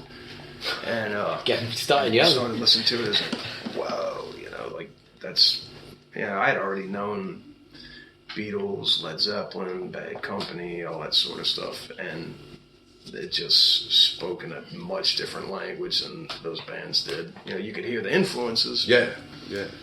But you couldn't peg that band into one thing. Yeah, of course it was rock and roll, but man, the array of stuff that they did was just so immense. And that's me and him. We don't want to make the same album twice. That's pretty much it. And I think that's what kind of Queen was. They tried to diversify from song to song, album to album, genre to genre.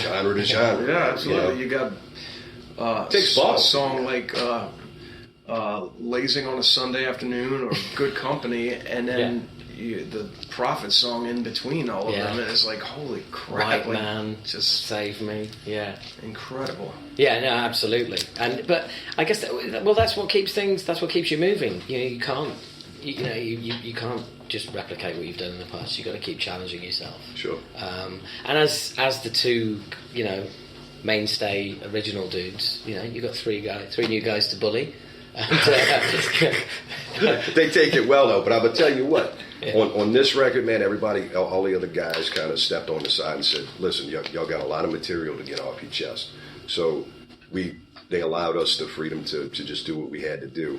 But man, in the process, I've seen the stuff that they can do, and I'm excited for the next record because getting them involved and having their influences, and because you can see it live, how they interact with us, as a team on the stage. I'm interested in seeing how that works out in the studio. Yeah.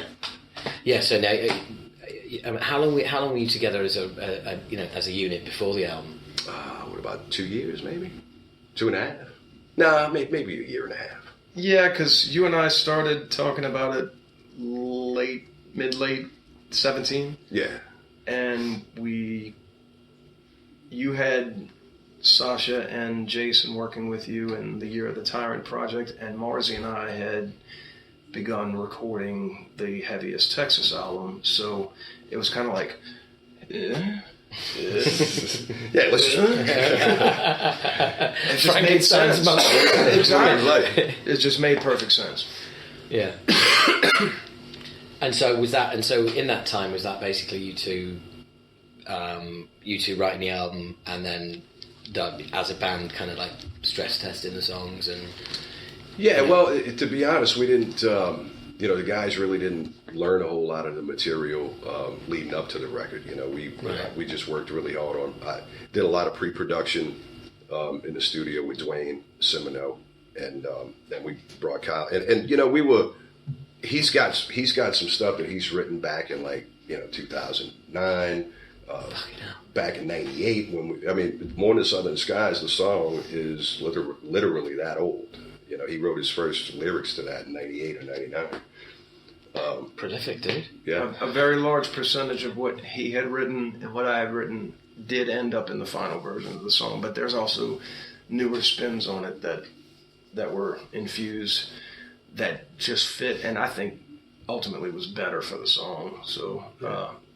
We had more pre-production time on that one than we did for some of the other ones. But at the same time, we took a lot of the songs even that were brand new written for this album within the last year and a half, and he'd put it together musically, and I'd go in the studio and work on it, and came out listening to it going, well, what do we think about this? And some of it was really, really good, but just didn't seem like Exhorder. So we scratched our heads on it and said, well, why don't we try this, and we just kind of put a different spin on it, roughed it up around the edges a little, and then it seemed to work. So we were kind of on the right track to begin with, but it just needed that little oomph to make it Exhorder.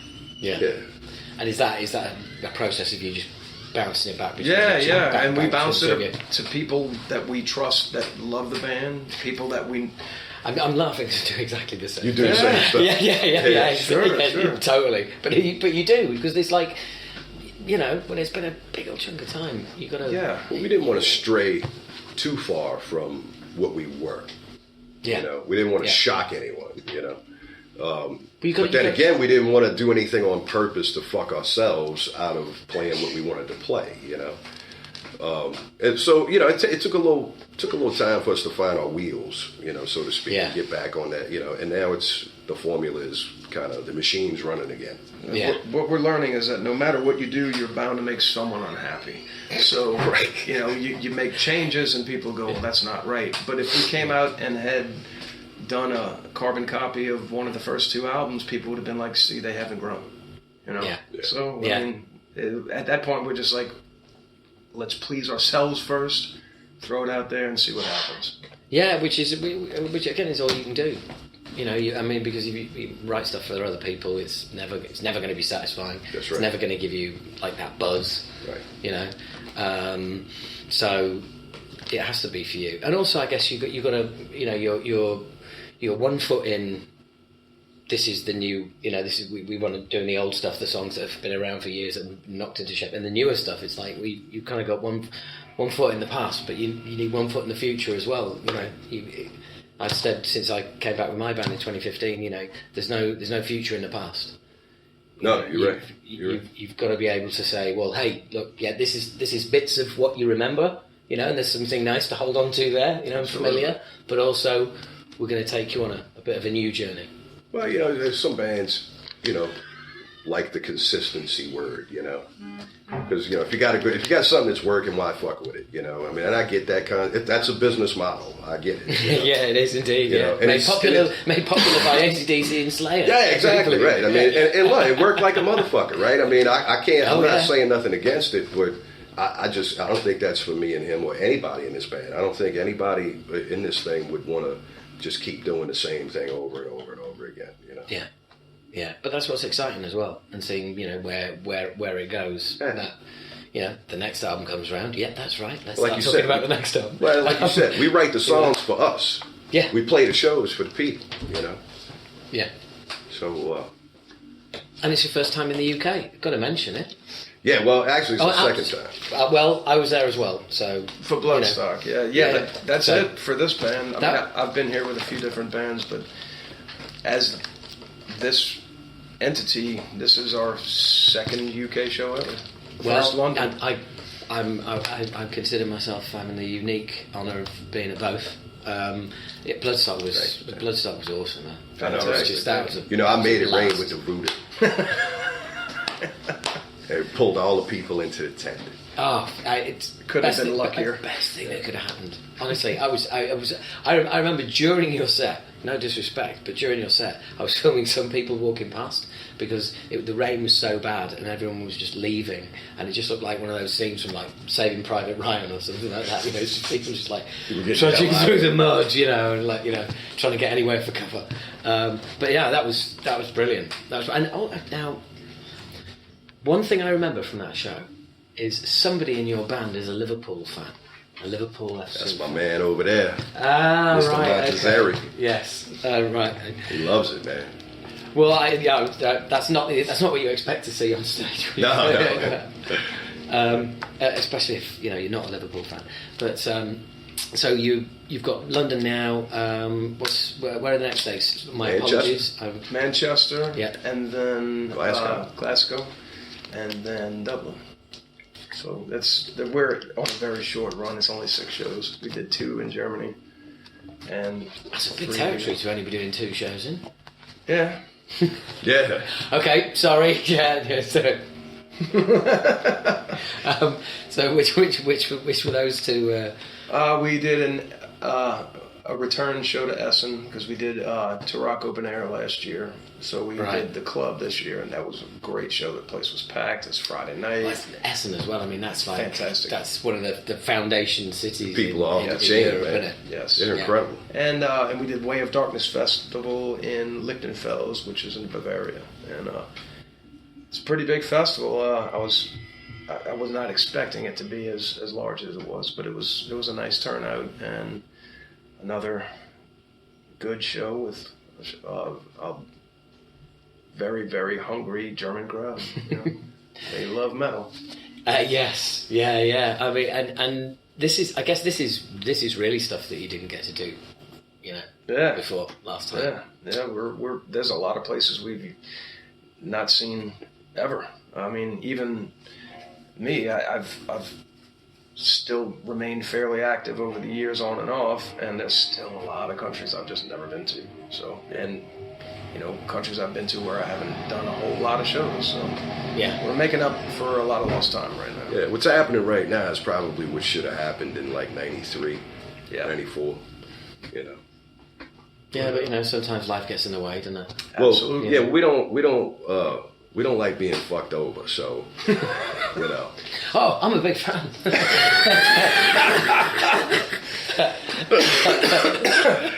You know, so a lot of times we feel like yeah. we're getting fucked over. We get pretty boisterous about it, and then, you know, shit happens. You know. Yeah. Disappear, come back. Disappear, come back. But we're here now, man. We got all the ducks in a row. We got great management, great label, a lot of these fine people sitting behind us on our side, man. So yeah, with a little bit of support, this is what can happen. Yeah. You know. Yeah. And have those cards just fallen into place? Has it just been kind of like good news? Well, and yeah, one person led to another, and it kind of all. That's about how it happened, man. It was really we didn't really try hard, you know. The hardest part was going to him and asking him if he wanted to do it again. Right. That was the toughest part of the whole fucking thing. And that wasn't that hard either. The funny thing is, it was a much easier answer than you thought you would. Yeah, exactly. Oh, right. We had that thing going on, did we? So it's you, like, you know, going, God, I really want to do it again. Yeah. And there's you thinking, you know what, I really wouldn't mind doing it, but not actually, you know. And then all of a sudden, one of you makes the call. Yeah. I was just like, hey, dude, one more time. One more. I believe the actual wording was if we figure out a year and a half from now that we are sitting on a flight to Europe together and we can't stand sitting next to each other, then it's time to call it quits. Right. And we haven't gotten there yet. Right. Yeah, absolutely. But that is part of it as well, isn't it? I mean, it's great. It's great doing all of this, but it's a particularly demanding, you know, way of life, and it's out of control. You know, yeah. The 23 hours you got to fucking endure to get to the 1 hour a night that you're going to have on stage is, listen, if y'all are listening, don't do this, okay? It sucks. Stay in school. Stay in school. 'Cause trust me, you would not like these fucking 23. Most men would shudder at the 23 hours that we got to fucking put up with to get to the stage, man. So yeah, it's a big pain in the ass, but this is why we do it, you know, for that 1 hour. Well, funnily enough, my band's tour manager is also my best friend. Hence, I made him tour manager. But he said to me after one of the tours, he was just like, you know, seeing everything that goes on, you know, and being part of everything that goes on. You know, it's like, why do you do it? I can't figure it out. It's like because you don't get that hour 15. On stage at the end of the night, you get the payoff. Yeah, you get the waiting. Yeah, well, it's like 23 hours of foreplay during the day. I don't know if I can answer why I do it either. I think it's just fucking because I know I'm supposed to. Like in my soul, in my fucking body, I know this is where what I'm supposed to be doing with my fucking life. Yeah, you know. There are some nights where it takes everything to work up the moxie to just set foot on the stage, and once you're there, it's like muscle memory, and you just kick in, and then it's fun. But there are days where I'm laying in my bunk going, but I think that's just normal human nature, you know? Yeah, absolutely. Absolutely. I'd rather be on my couch with a big bowl of ice cream. Yes, yeah. At 8 o'clock. So much easier. And then at 9 o'clock, I'm in bed. Yeah, but it's, you know, it's like, you know, people are in a relationship. Oh, I'm jealous of you single people. People are single. I'm jealous of you people in a relationship. There you go. You know, it's like you're at home with your bucket of ice cream going, Jesus, I wish I was on the fucking road. Yeah. Yeah. You know. There's that. Yeah. And then you're on your own going, what are we doing? But it's a whole part of it, and for that hour 15 at the end of the day as well, when you're experiencing that, to go back to what you were saying there about, you were meant to be doing this, and there is that time when you're on stage where it's like all time just. You know, when we were kids, man. You know, I think we split up the first. You know, in '92, I forgot how old I was, but I was in my 20s. And I went off and did a bunch of other shit, business and stuff, man. I went into a lot of things and totally just left all of this behind. And when Jason called me up a few years ago, he says, man, let's do something. You know, I thought about it for a while.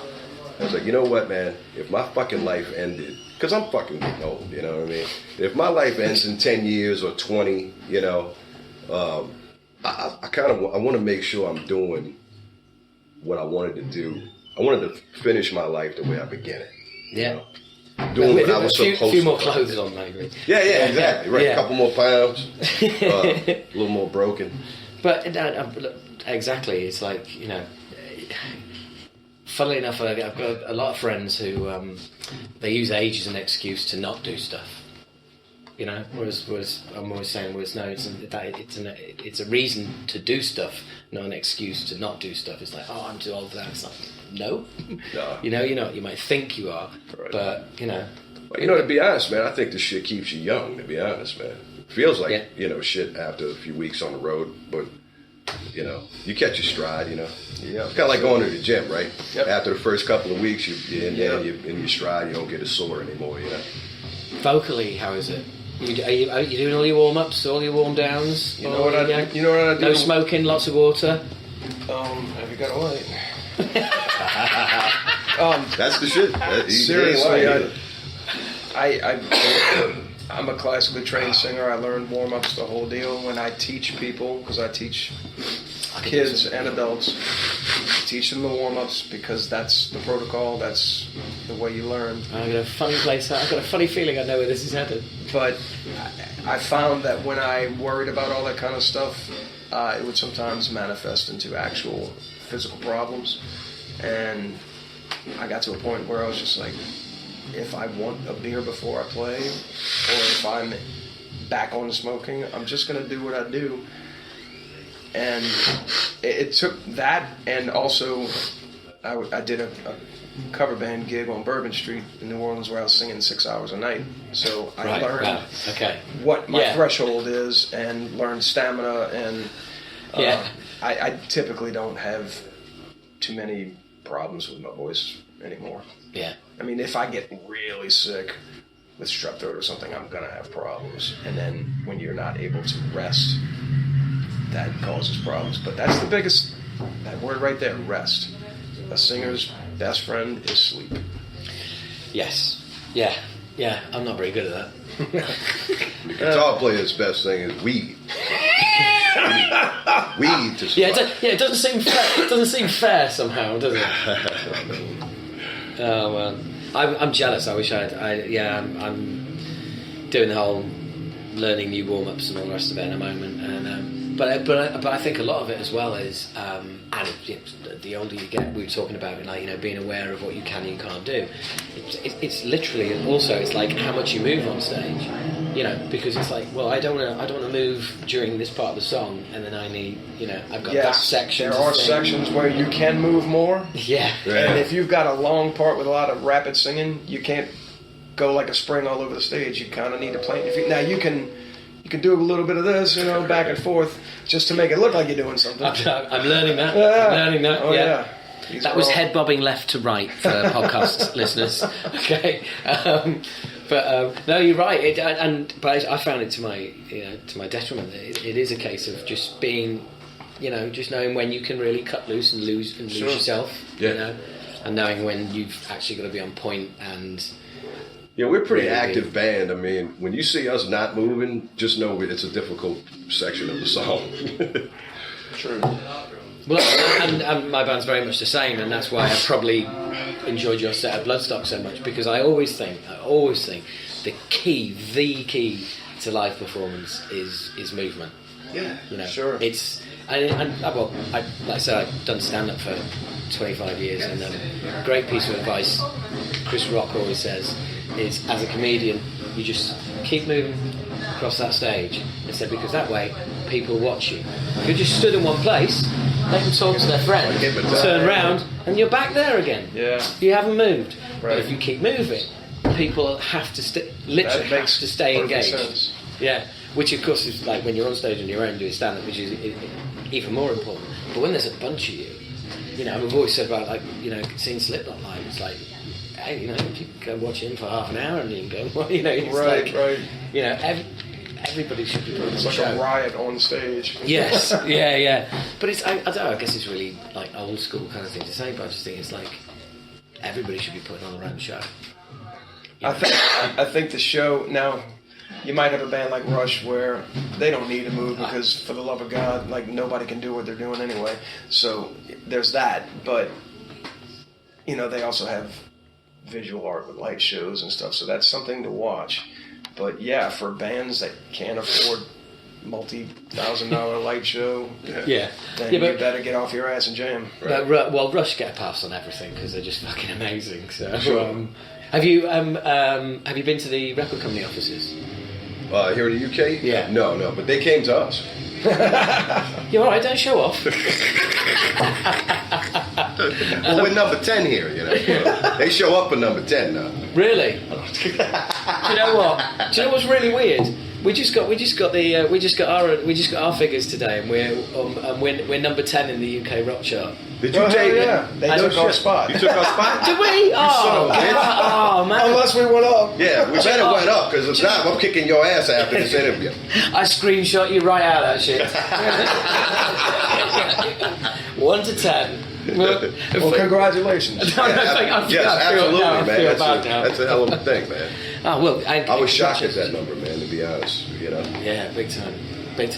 I mean, funnily enough, I was on Amazon, and certainly on the UK site, if you look at our album, it suggests buying your album. If you go and look at your album, it suggests buying our album. So I think there's an algorithm there of people who are into bands who haven't released stuff for around the 29 year mark. I know, right? Well, we're coming back strong, guys like us, right? Yeah, well, Should be an inspiration to the old cats, man. I like I said, I like some of the stories as well. Like some of the stuff you didn't know you were responsible for. Like the band you meet who go like, oh yeah, we said, you're like, whoa, really? Yeah. That's surprising. I didn't know we were responsible for nu metal either. Oh right, okay. Look, I wasn't going to mention the P word. And why would I? I'm a risky guy, man. Poutine. Yeah. Poutine. You didn't want to mention poutine. Yeah, don't mention the poutine. I thought you said poutine for a minute. That's Irish potato distilled liquor. Holy shit! Yeah. Don't have any. Don't have any. Well, we'll be there next week. Yeah, later this week. He just said don't have it. He's going to have a whole fifth of it. Oh right, okay. It's moonshine, isn't it? Everyone's got it. But no, I wasn't going to mention the P word. And of course you're not responsible for new metal. Everybody knows that's cool. Well, yeah, true. We didn't know we were doing some new thing when we were kids. We didn't set out to create groove metal. As a matter of fact, there was no such term. Yeah, absolutely. But it's a thing, right? So, if we were, had a hand in doing it, with maybe some others, cool, but there's some good came of it, but I think some bad came of it too, and I think it stretches into those much later bands, some I like, some I don't like, Yeah. Well, it's like when any scene comes around, isn't it? It's always going to be the founding forefathers of that scene that are the cream of the crop. Well, and then a second wave comes along. Right. That's everything, right? If you get some pioneers in a genre to create something, and then you get bands that come after it and kind of they're the same thing. And the further you get along, the derivatives just keep getting weaker and weaker. Yeah, the more diluted it becomes. So, and then after a few years, I mean, it happened to thrash, and that's what killed thrash. Oh, yeah. Death metal Absolutely. didn't kill thrash. We killed thrash. Thrash killed thrash. Just too many bands. The bands were getting worse, And I've been saying this for years that, death metal didn't kill thrash. Thrash killed itself. It just failed to innovate. Everybody had a ballad. Everybody had a song about Mother Earth and what we're going to do. Guilty. I started caring. That was a problem. Thrash don't care. But it was just completely and totally. It was failing to innovate. It was eating itself. And then you had death metal coming along, which was just like there just didn't be any fucking rules whatsoever. Yeah. And that was just kind of it didn't kill it. It's what thrash used to be. Yes, it just showed thrash up for what it was, which at the raw time and was full of heart. And then so you get your pioneers always hang around and they're always going to stand the test of time when it comes to a scene. But then those more diluted sort of second tier, second division bands come along and kind of ultimately spoil it for everybody. They all get a major record label and then disappointing sales, and then everybody starts bidding all of the acts off completely. Sure, this is cheerful, isn't it? This got really ugly. Didn't it? Yeah. That escalated rather quickly. It's just like a late night party that's gone on too long. The conversations. Yes. Yeah. So it's but look, you've made it. That's all that matters really. And for a lot of people, I mean, all that when you're seeing and hearing all of that Pantera bollocks when there's no band, is that like even more frustrating than when if you were around and you could almost like speak for yourselves and Well, yeah, as far as that's concerned, I mean, some of those cats ain't here to say their piece, so on that. Fair point. That's not fair. No, you're right. And plus we got a pretty decent relationship with those guys, so we don't we would hate to dig up some old bones, Yeah, I don't reason. Think about it much at all, really. No, really. Yeah, I mean, it's not something that's relevant in your life. Yeah, exactly. For me, it's like, for the love of God, they earned and worked hard for what they did, and I feel like we deserve our corner in history as well for the things that we've accomplished and are continuing to work on. So I'd rather focus more on that. Yeah. And I think probably with this new album coming out, it kind of quiets that whole thing down anyway, because now there's something new to talk about. Well, especially when it's been so universally positive as well. Yeah. I mean, I haven't read anything other than stellar reviews. We're floored. It's so nice, It's all like, when's the letdown? No. Oh well, yeah. When's the other shoe going to drop? We keep waiting for that, because that's kind of our history, Yeah, but it's also I always think that's the mindset of the artist. You know what I mean? There's 49 good reviews. That 50th review, next time you go to rehearsal, you see that fucking review, right? Yeah. Well, I saw one that was like it was strictly a death metal publication.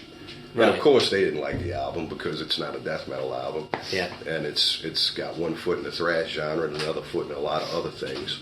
So I'm okay with, if the purists give me some grief over it, Well, at least you've got something out to be given grief about. Yeah. Look, if I'm not getting people to like us, man, I'd rather, I go the other way and piss them off. And for the fans that just aren't getting and embracing the new album, the fortunate part of this is those first two albums will always be there for you. Absolutely, and you can come along and see songs from them played live as well. Because we will never turn our back on that. Those two albums will always have a heavy hand in our set. Yeah. And it's not like we plan on getting softer and softer and softer. You know what I mean? That's not the there's no master plan here. We don't know. I mean, well, we kind of do because we're into a lot of material for the next one already. But the next one could be slaughtering the Vatican too. Who knows? It could be. It's not going to be like this one, and it's not going to be like the other two. So we'll have another chance for them to either like us or dislike us. Yeah, well, and again, that's when you have that that legacy, it also really helps because ultimately, given the way the business is at the moment, coming back with a legacy makes a hell of a difference. Sure. Yeah. The stock is up, and we've been saying for years now we're baffled as to why, but every time we reform and get back together, it's bigger than it was before. It's got bigger. We don't understand why necessarily, but we're not going to argue with it. Yeah, I don't know. I don't know if it's a thing with the way most of society is now, where everything is it's quick and on demand, and whatever you want, you can have it like that. Yeah. And then when it's something that you can't have, I mean, so we've deliberately not played 2 shows in 2 years because we've been writing the album and just making sure that everybody, as soon as the album comes out, is like, right, we want to get out. And we get I swear we get more offers when we're not doing anything than when we are. Yeah, maybe that's it. Maybe the longer you're going, the more they want you. Yeah. Maybe it's that. Who knows? And also, there's you've got that whole wow, I've loved your album for 20 odd years, never even had a chance to see it. I never thought this day would happen. Yeah, I've been hearing a lot of that lately. That's it. And again, that is such a great buzz, isn't it? It's such a great conversation to have. Those are so amazing, man. Yeah. To hear that, I had somebody say to me that they had I was responsible for 3 marriages and 6 children. I was like, that one stopped me in my tracks. Yeah, right. Yeah. But when you say responsible for, did anyone die? Yeah. It's funny. Somebody told me a story about anal lust that was kind of the same situation. They were inspired to go home and make a baby. Right, okay. That's not how you do it. That's what I told you. I said, wrong hole, bro. I was definitely sitting here waiting for I'm not quite sure how this all comes together. Shit, what are they talking about? Right, okay. Look, we've been going for about 40 minutes. I have some fan questions for you. Perfect. Would you be cool with answering some fan questions? Right, absolutely. Okay. And at that point, that is when I bust out the Patreon questions, because if you're a member at Patreon, what happens is you find out who I'm interviewing before I go and interview them. You submit your questions and you get them asked, and then you get it in your own Bollocast for patrons, okay? And that's what normally happens. So what I thought I'd do this month is you are now going to hear the Patreon section of the podcast. So I interviewed them for 40 minutes. There's now a further 20 minutes of questions. That's right, another 50% of an interview. That is what you would be getting if you signed up at Patreon. I wanted you guys to hear this, because this is the kind of thing that you're missing out on. And so it's kind of, free content, and it's kind of an advert for signing up to Patreon. I'll be honest, that's what it is mainly. But it's also a very cool part of the interview, and we get to have a chat. And also, as you know, my interviews aren't really sort of question answer. So we tend to ramble around all over the place. And sometimes that might mean that questions you really want to hear asked don't get asked. Well, they do, but it usually happens in the Patreon section of the podcast. So, as a special, this month, why not listen? And I have signed this off with all the patrons. They're cool with it, okay? So with their permission, please enjoy the Patreon section of the interview with Exhorder. Great, okay. Now, we can't promise good answers. No. But we'll give honest ones. Well, that's the thing, man. We don't choreograph anything, Oh, I know the feeling. Barely anything about my band is organised. It's just like you do what you do, and people, either get it or they don't. And you guys know what you're doing, and not how you. Right. Okay. Let's not get crazy here. Right. Here we go. First question. Here we go. Right, this is from Carl. Carl says, right, we've kind of already answered this. How do you feel about the moniker of groove metal and the endless comparisons to Pantera? Shall we say we've already done that and move on? I think it's safe to say we have touched that, but his name is Carl. Carl. Yeah. Thank you, Carl, for being a visionary. And we already answered the question because we knew telepathically that you wanted this question answered. You heard it here first, folks. Right, this is now William Malusa, or that's William Mal USA. Not quite sure, but I think it's William Malusa. So many rock bands are coming back from the grave on it. That's a bit offensive. So many rock bands are coming back after a while off when there is no money to be made with rock music. Technology has made it all easier than before to make and release music. Right, I think I've stashed a load of questions together there. First of all, lot of people coming back when there's no music to be made out of it, no money to be made out of it. We kind of touched on that, but is it back to that? Is it back to that? It's just something that's got to be done. Yeah. I mean, let the money work itself out. You know, eventually, I think that works itself out. You know, you can't really worry about that. You just got to do what's on your heart to do, and we need to make music, and whatever happens after that fucking happens. I've recently read in some industry publications that research has shown that the fastest growing genre in music right now is heavy metal. So it's a good time to be back from the grave. Well, you're looking well on it. Has technology made it easier than before to make and release music? Holy shit, yeah. Yeah, absolutely. Yeah. Well, that whole demoing process you were talking about earlier, I mean, if it's anything like the one we... As if anyone could have afforded to do that back then. Yeah, exactly. That was the demo. The album was the demo. No, just bring a tape recorder to rehearsals. Yeah. There's the album demos. The album that we just did, if it was 1994... would probably costed somewhere around $300,000-$400,000. Probably so. You know, the amount of time where we were in there. At least a month in, just doing the final recording, not even the pre-production. Right. So we did not have that luxury back then. Cheaper, easier. You know. I mean, if you make a bad album today, shame on you. Yeah. If you make a great one. Well, you know, you can't. I don't think you can take all that credit either. You know, but yeah.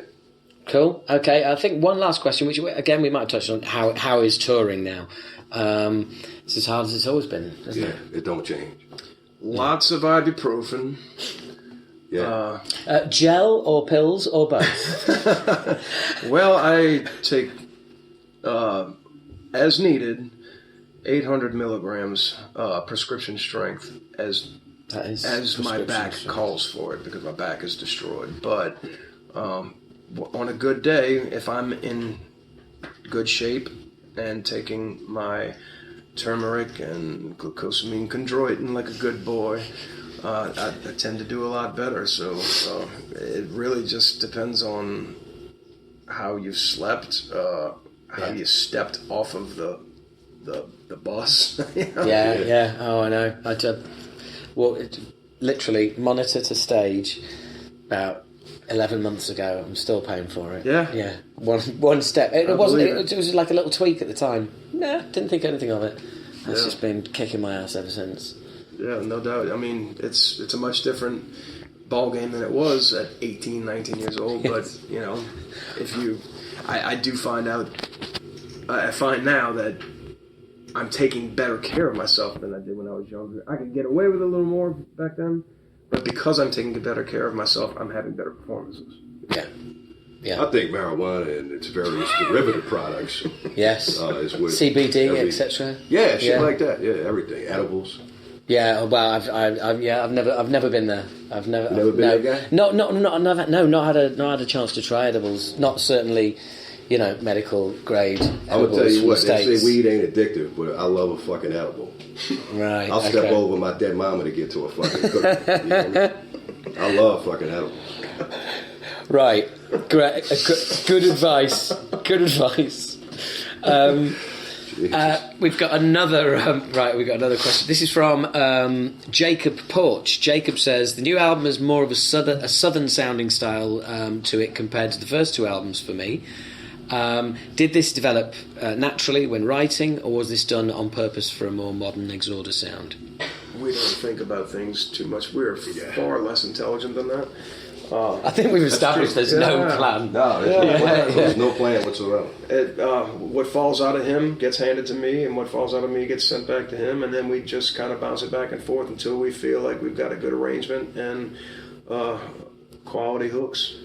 I think it's got a little bit of a drawl, on this record, man. But I don't really consider it a strictly southern, kind of a thing. I think the fact that it's got such a heavy New Orleans sound, which really, the true New Orleans sound of the funk bands like, the Meters, Dr. John, Neville Brothers, the stuff that we grew up listening to.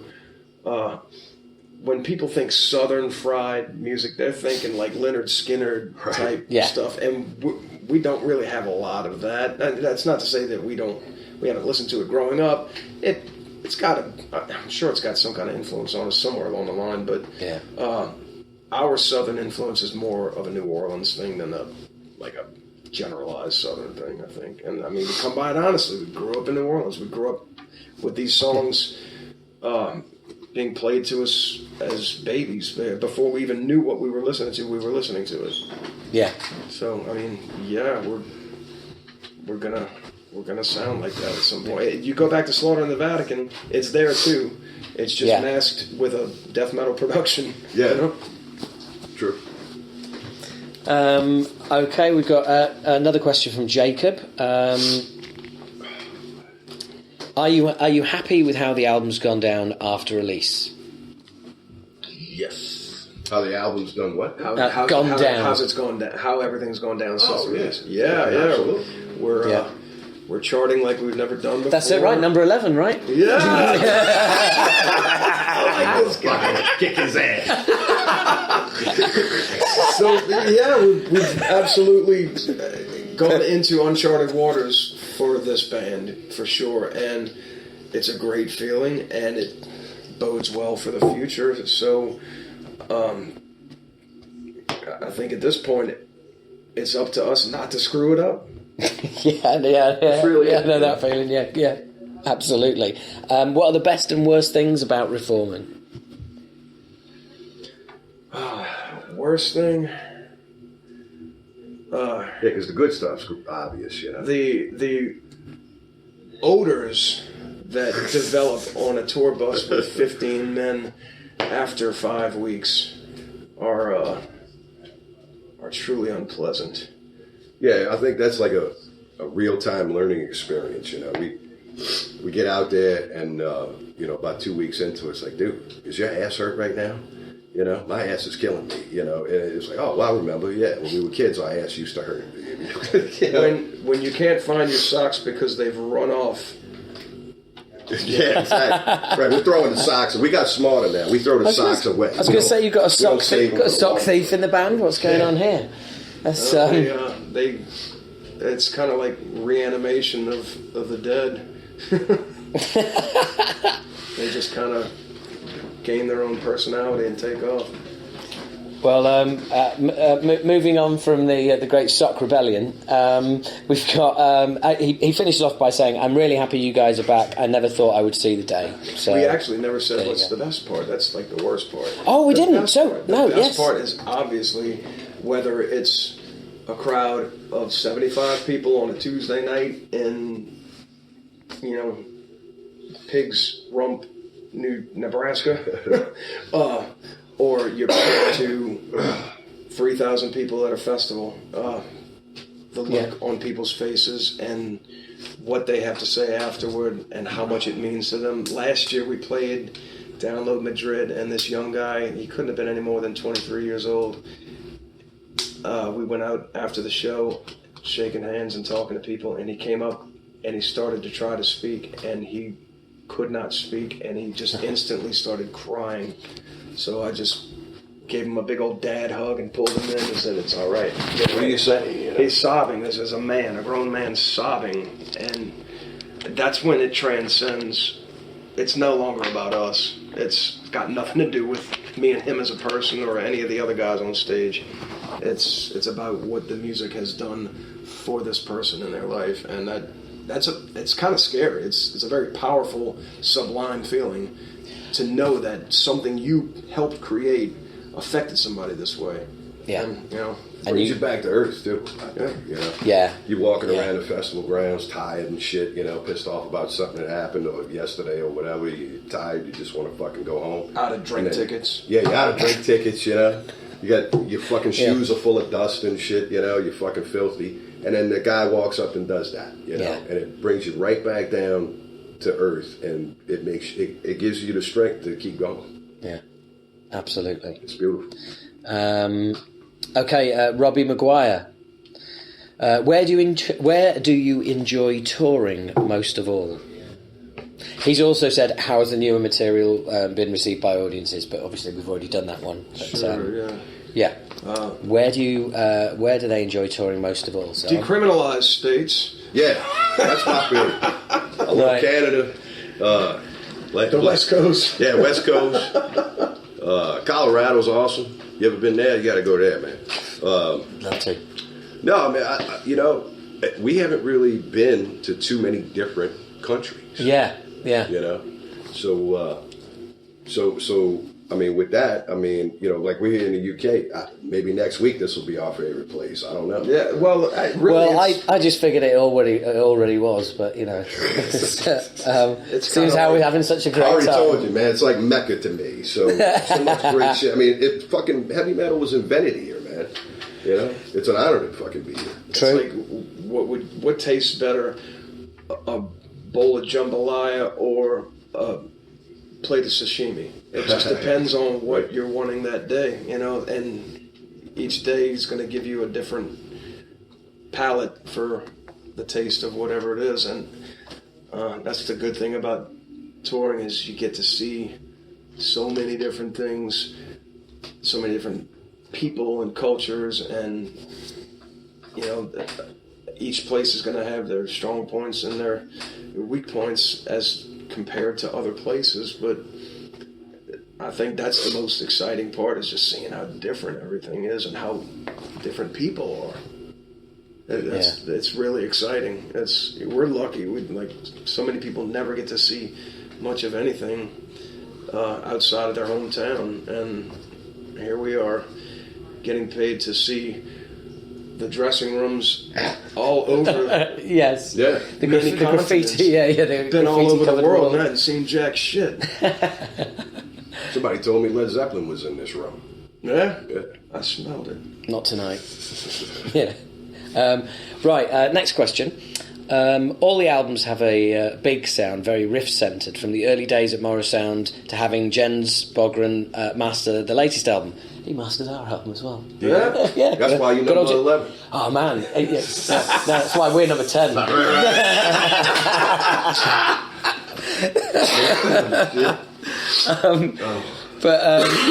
Man, honestly, this is...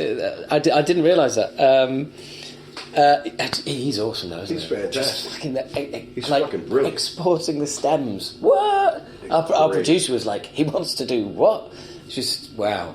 Yeah. It was like larger than life. It sounds. He just said, like, you know, you send me all the stems. I want to get in there and have a walk around. I was like, okay, fine. Yeah. Amazing. Sorry, just slightly detoured there. Is the plan and vision from the start to have a big riff-driven sound central to the recording? It always is. I think everything in this band is always, you know, just started with the riff. I mean, I would write the riff, and Kyle would be inspired by the riff, and he puts his spin on it, and that's it, man. That's how we do it. You know, I don't think we've ever. Correct me if I'm wrong, but I don't think we've ever. You know, he's never handed his lyrics. It's never started with me. And, right. And when I write my own songs, like when I had Floodgate, I never started with vocals and lyrics. It always starts with the music. Floodgate? I've fucking seen you in Floodgate. Yeah. You toured. I'm trying to remember who you supported. I saw you in London on the Roots tour. There it is. Brixton Academy. Fucking, I knew I'd seen you somewhere before. Oh man. Thought you looked familiar. Yeah. Well, the thing is, I'm originally from a place called Harrogate, and for some reason, like we always referred to your band as Harrogate instead of Floodgate. Yeah. We were young and crazy. Sure. All right. Oh man, that's so bizarre. So I've got to really wrap this up very quickly. So, as it turned out as you planned, I think we said yes. What is the process for writing and recording for an Exhorder album? Has the method differed from the first albums? Well, I think we've obviously established yes. The method has. It hasn't changed much. Right. Sorry. He sits down with a drummer. They come up with a version. After I've done my thing, or while I'm doing my thing, sometimes we'll sit down and I'll say, I need 2 more measures here, chop 2 here, and really the arranging part is other than writing vocals and lyrics is where I have a hand in it outside of I always leave everything kind of open bracketed for him to, so that we can maneuver the song structurally around his vocals. So are you knocking demos between you about, or are you actually getting together and doing that, in a room together? Well, I'll send him stuff. Like you said, I'll get with a drummer and record some stuff, and then give him a demo. Okay, so it's right. So you're getting the demo ping, and I'll kind of give him an outline. It's like, this is what I'm thinking, as far as the structure, but it's open, so go. But from a technology point of view, obviously, like we were saying back in the day, you couldn't do that kind of thing. It'd be like, cassette and rehearsal room. On my end is I get with him and tell me now where I am not supposed to say. Let's get that out of the way first. Yeah, he entrusts me with, the musical parts of the song where he's not singing. Yes. I tend to kind of realize and know where it needs to be by itself. Clear lines. Trust me with that. Clear lines of demarcation. Correct. Clear boundaries. It would absolutely do not be here. Controlling of me to say, I don't think you should do anything in this part unless right. Cool. Well, look, guys, thank you very much for answering all of those questions from the fans, and thank you for putting up with me for all that time. It's been a pleasure. Real pleasure, and hopefully we'll do some shows together at some point. Let's do it. Why don't we try number 3 days number 11 together in one room? Number 11 and number 10. Let's see who we can knock down at 12. Yeah, we'll blow the roof off this job. Brilliant, thanks, guys. And wasn't that fun? Okay, so that is the kind of thing that you could be contributing to and then hearing every month. Signing up at patreon.com/Howard H. Smith. That was the Patreon section, but you guys have got to hear it as well. Okay, how cool is that? Don't worry, I'm looking after my patrons.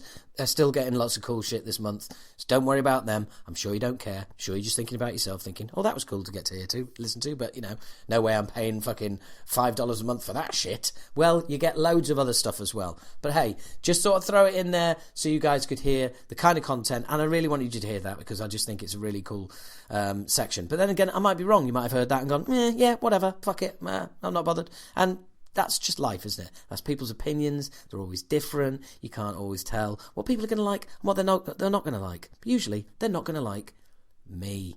So anyway, a little trend that has been happening. We have a new Prong song called "End of Sanity" that's been released. There is a new Carcass song, "Under the Scalpel Blade," coming next month. Yeah, that's right. People are releasing songs, one-off songs, individual songs. People say the album is dead. I have to disagree. As somebody who's just released their first album in 29 years.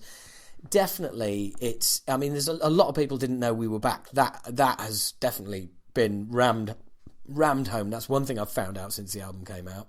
Not everybody knew we'd been back since 2015. And why would they? The internet is a massive thing. It's very easy to not know stuff. Yeah? I personally, I don't believe the album is dead in any way. I think it's still very much alive, but there you go. You've got new songs by very cool bands. The new Prong song is it's good. It's good. My only concern about one-off songs coming out is just that they just kind of get lost. I should know. Plan of the Damned, along with the Man Who Became Himself. there you go. It's, you know, they're not all, you know, they're not going to break out into people's worlds necessarily. But that's the way it is. I guess that's the way it is. So, what else is going on? A lot of musicians talking about Eddie Van Halen's health. And apparently, a lot of people thinking he's nearly dead. He's been appearing in lots of very smiley, very small-eyed pictures. He's got very small eyes in them. But apparently not dead. Those pictures pretty much prove it. So, you know, anyone thought he was dead. He's not dead. And there you go. Soil Work we're going to play in Singapore. Not anymore. That's been cancelled. Corey Taylor has got married. Apparently that's news that us in the metal community now think is worthy of plastering everywhere, and then some of us think it's worthy of plastering comments like, oh, well done, oh, so pleased for you. And yeah, really, they're really fucking reading your comments on Blabbermouth, aren't they? Fucking hell, sort your life out. And Devil Driver have pulled off the Static X tour. Now, I don't know if that's just because the whole Static X thing is shit and weird, or no, it's not. It's because Dev's wife has been diagnosed with cancer, which is bloody horrible. I had him on the show once. Some of you may remember that, and he was fucking really very cool indeed. What else has been coming out? I mean, is this cool or not? Rob Halford with Family and Friends, new album Celestial. I mean, it's a Christmas album basically. Hence the name Celestial. Now, apparently, he just loves Christmas. I mean, I like Christmas. I wouldn't say I love Christmas, you know, and we all know what Christmas is really about. It's really about presents and arguing with your family, eating too much, drinking too much, and at the end of the Christmas period, feeling pretty depressed that you've just done everything that you've done for the last few days, and then boom! Fucking New Year! Bang! Like a fucking right hook to the jaw. Oh, I forgot about you, and yet you come around every year, and you're only a week after Christmas Day. Never mind!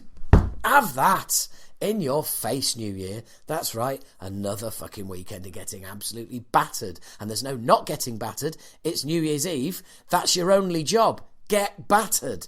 So basically what I'm saying is, getting back to Rob Halford's Christmas album, yeah, you know what, I'm not going to listen to it, so don't expect a fucking review. I mean, if some of you listen to it, let me know what you think. It's just not happening for me. And followed hot on the heels of Saxon frontman Biff Byford unveils School of Hard Knocks solo album details. My view on solo albums has still not changed. Yeah, it'll sound vaguely like what you normally do in the band, except not as good because the other guys aren't there to censor you and your ego, so you just get to do whatever you want, and invariably that sounds shit. Bill Ward has released a lyric video for his New Day of Errors song, Dark. I mean, Bill Ward, is he relevant anymore? I mean, you know, he didn't make the Sabbath reunion, was going to tour, and then heart problems straight away. And I don't know, his head looks more and more like a rubber mask. It kind of looks like, I don't know, he looks like a fucking spitting image puppet of himself these days. It's fucking really weird. Hey, there's one for the kids. Spitting image. Go and look that up. Fucking hell. That's quite an old one. That's quite an old one. Obviously, of course, Baby Metal. Yes, how could I not mention Baby Metal? They become the first Asian act to land a #1 album on Billboard's top rock albums chart. So North America, you should be fucking ashamed of yourself. Metal Galaxy has landed at #1 on the Billboard chart. What the fuck are you parents doing out there? Just what are you doing? Why aren't you steering your kids towards really cool heavy music instead of utter fucking bullshit like Baby Metal? I do not understand it. This is purely the fault of parents. As a metal parent, if you are listening to this and you had anything to do with allowing this to get to #1 in any country, you need to hang your fucking head in fucking shame. You should be done for child abuse. You should have your children taken away from you if you have introduced your children to Baby Metal. That is how serious I am about this. You should be locked up. You should be on a fucking register. You fucking swats! How dare you do that to your children? They're going to grow up And they are going to look back on Baby Metal and go, you fucking did that to me. You fucking did that to me. They're going to have it out with you. They're going to take you to court.